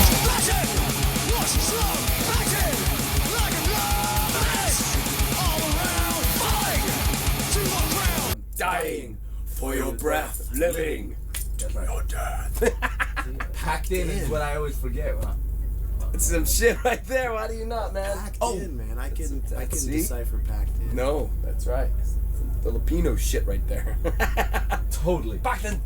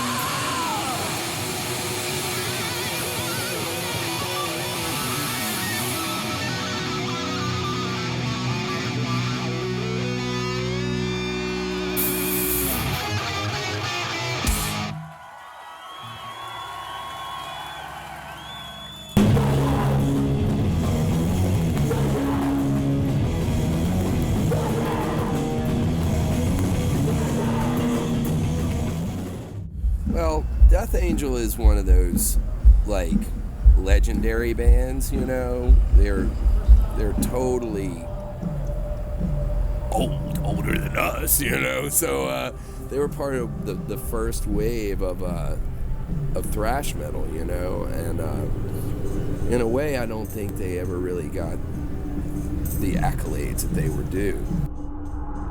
The way I always viewed them is they were kind of the underdogs, or maybe not necessarily the innovators, but the guys that were constantly overlooked because they were just a little bit before when the flames caught for the whole scene to blow up. But I think they played a huge part in how and why all of us do what we do today.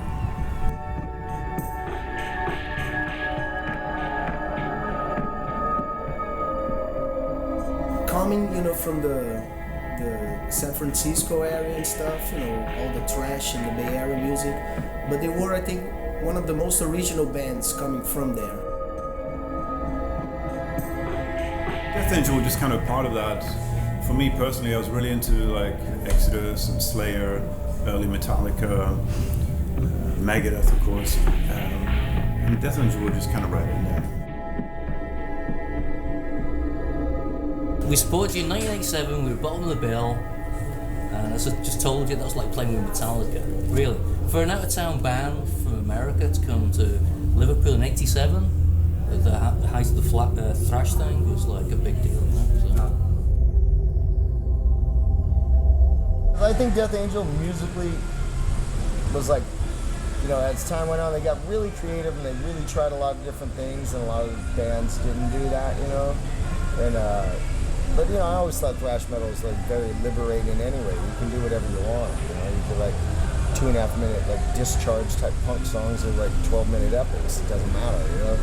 And you know, and the bands, you know, they're stalwarts, you know. They're still here making some best music they ever made now, and kicking serious ass, and they still look 16. That's the important thing, right? They look younger than me, you know what I'm saying? It's like, you know, got them good Asian genes. You know, you never age, you know, doing crunches and you know, kickboxing, and all the you know, the pre-show workouts that they do, you know, they're very, very, very fit gentlemen. My whole reason for recording them is because Rob and Ted are genetic. Oh yeah, and Mark are genetic superhumans. And they're never gonna die. Everyone dies first in the world except for them. Everyone else is dead. And if I hang out with them, maybe I could live a little longer. And you know, Rob's Filipino, and my brother's girlfriend's Filipino, and she's not helping me out at all. So maybe Rob could fucking take me into level 3. You know? No. I'm a fat Jew. I'm gonna fucking look like I'm 50 in like 3 days. It's fucking over for me. We're on tour with Metallica. Kirk Hammett was talking him up. They've known each other for years, you know. And I was like, God, that guy Mark is the greatest. He's like, I know, bro, I know. You know. So I think one of them was in the other one's wedding or something bizarre like that. But really cool dudes, man, and just funny guys. And I'm stoked to see they're still doing it. You know, they got almost twice the years we do in, and you know, it gives a band like us hope that we can keep on doing this. You guys always had the great talent and performance from day one, and it seems like, you know, you guys are a lot younger than us. So I mean, you guys are still running hard and hot like that, you know. So I think it's killer. I think it's great that, you know, Rob and Mark and everybody's, because I know they were doing the organization and stuff like that. And I'm just kind of glad they kind of put it all back together and took the full circle and came back to the beginning, you know.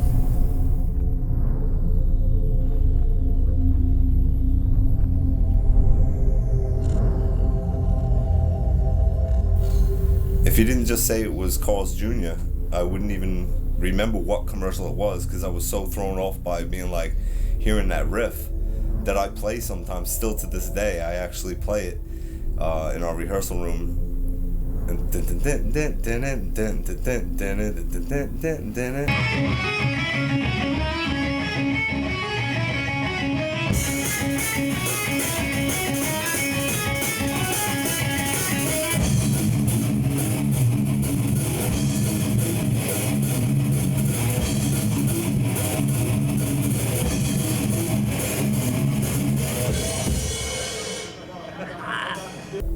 I was like, that's Death Angel. It actually sounds re-recorded. I don't know if they re-recorded it or what for the commercial, but it sounded good, and I was like, wow, that's pretty big. That's cool.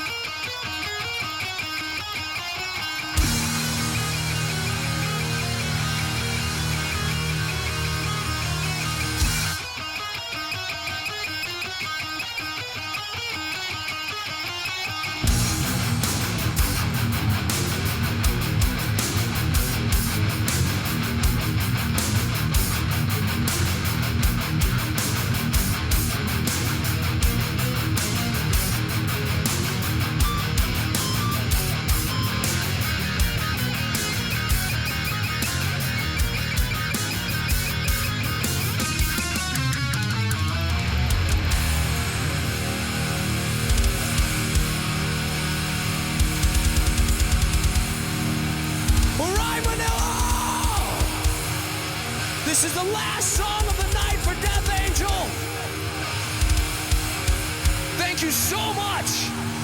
So at this point, we want to see you motherfuckers moving. Manila, we want to hear you motherfuckers moving.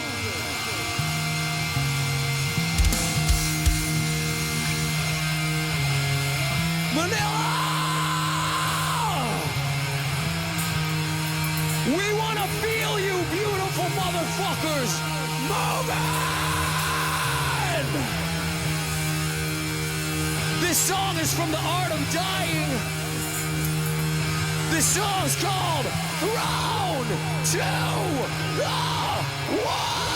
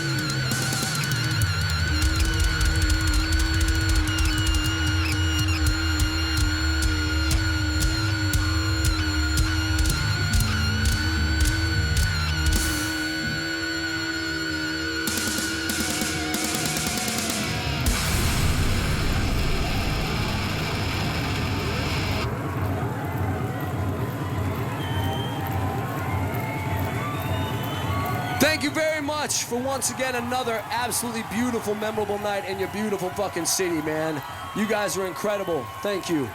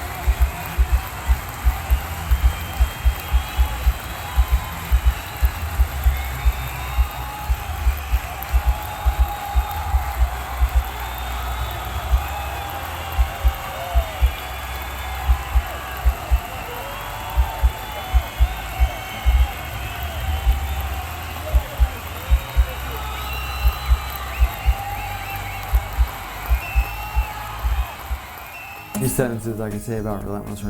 Okay. Well, shit. 3 sentences about relentless retribution. All right.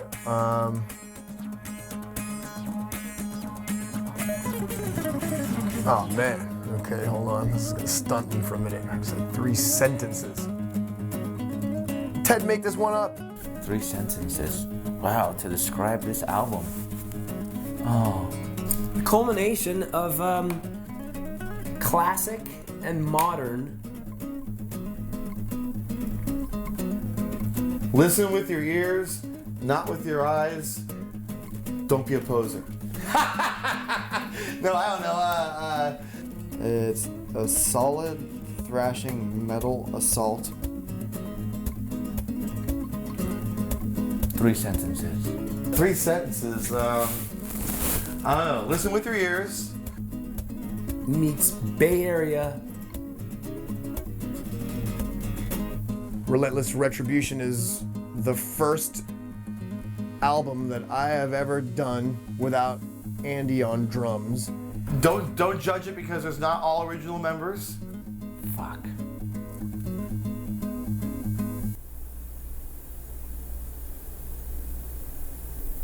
Meets international thrash. It just feels new. It feels new, although it's an album of a band that's 25 years into their career. It's a thrash album with lots of melody. Featuring a brand new lineup. It's an in-your-face record. Probably the most cathartic album that I've ever been a part of. Thirdly, Relentless Retribution has the fucking baddest, sickest album cover that we've ever had. So, you know, look at the cover of Relentless Retribution. Will says listen with your ears. I say listen with your ears and your heart. But look at the artwork because it's fucking badass. From a thrash legendary classic that, I guess that's 2 sentences, right?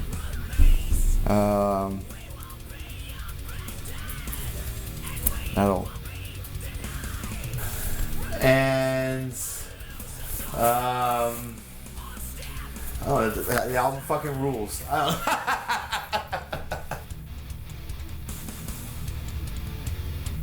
And it's an album where we're not fucking around no more. There you go. 3 sentences. Off the top of my head.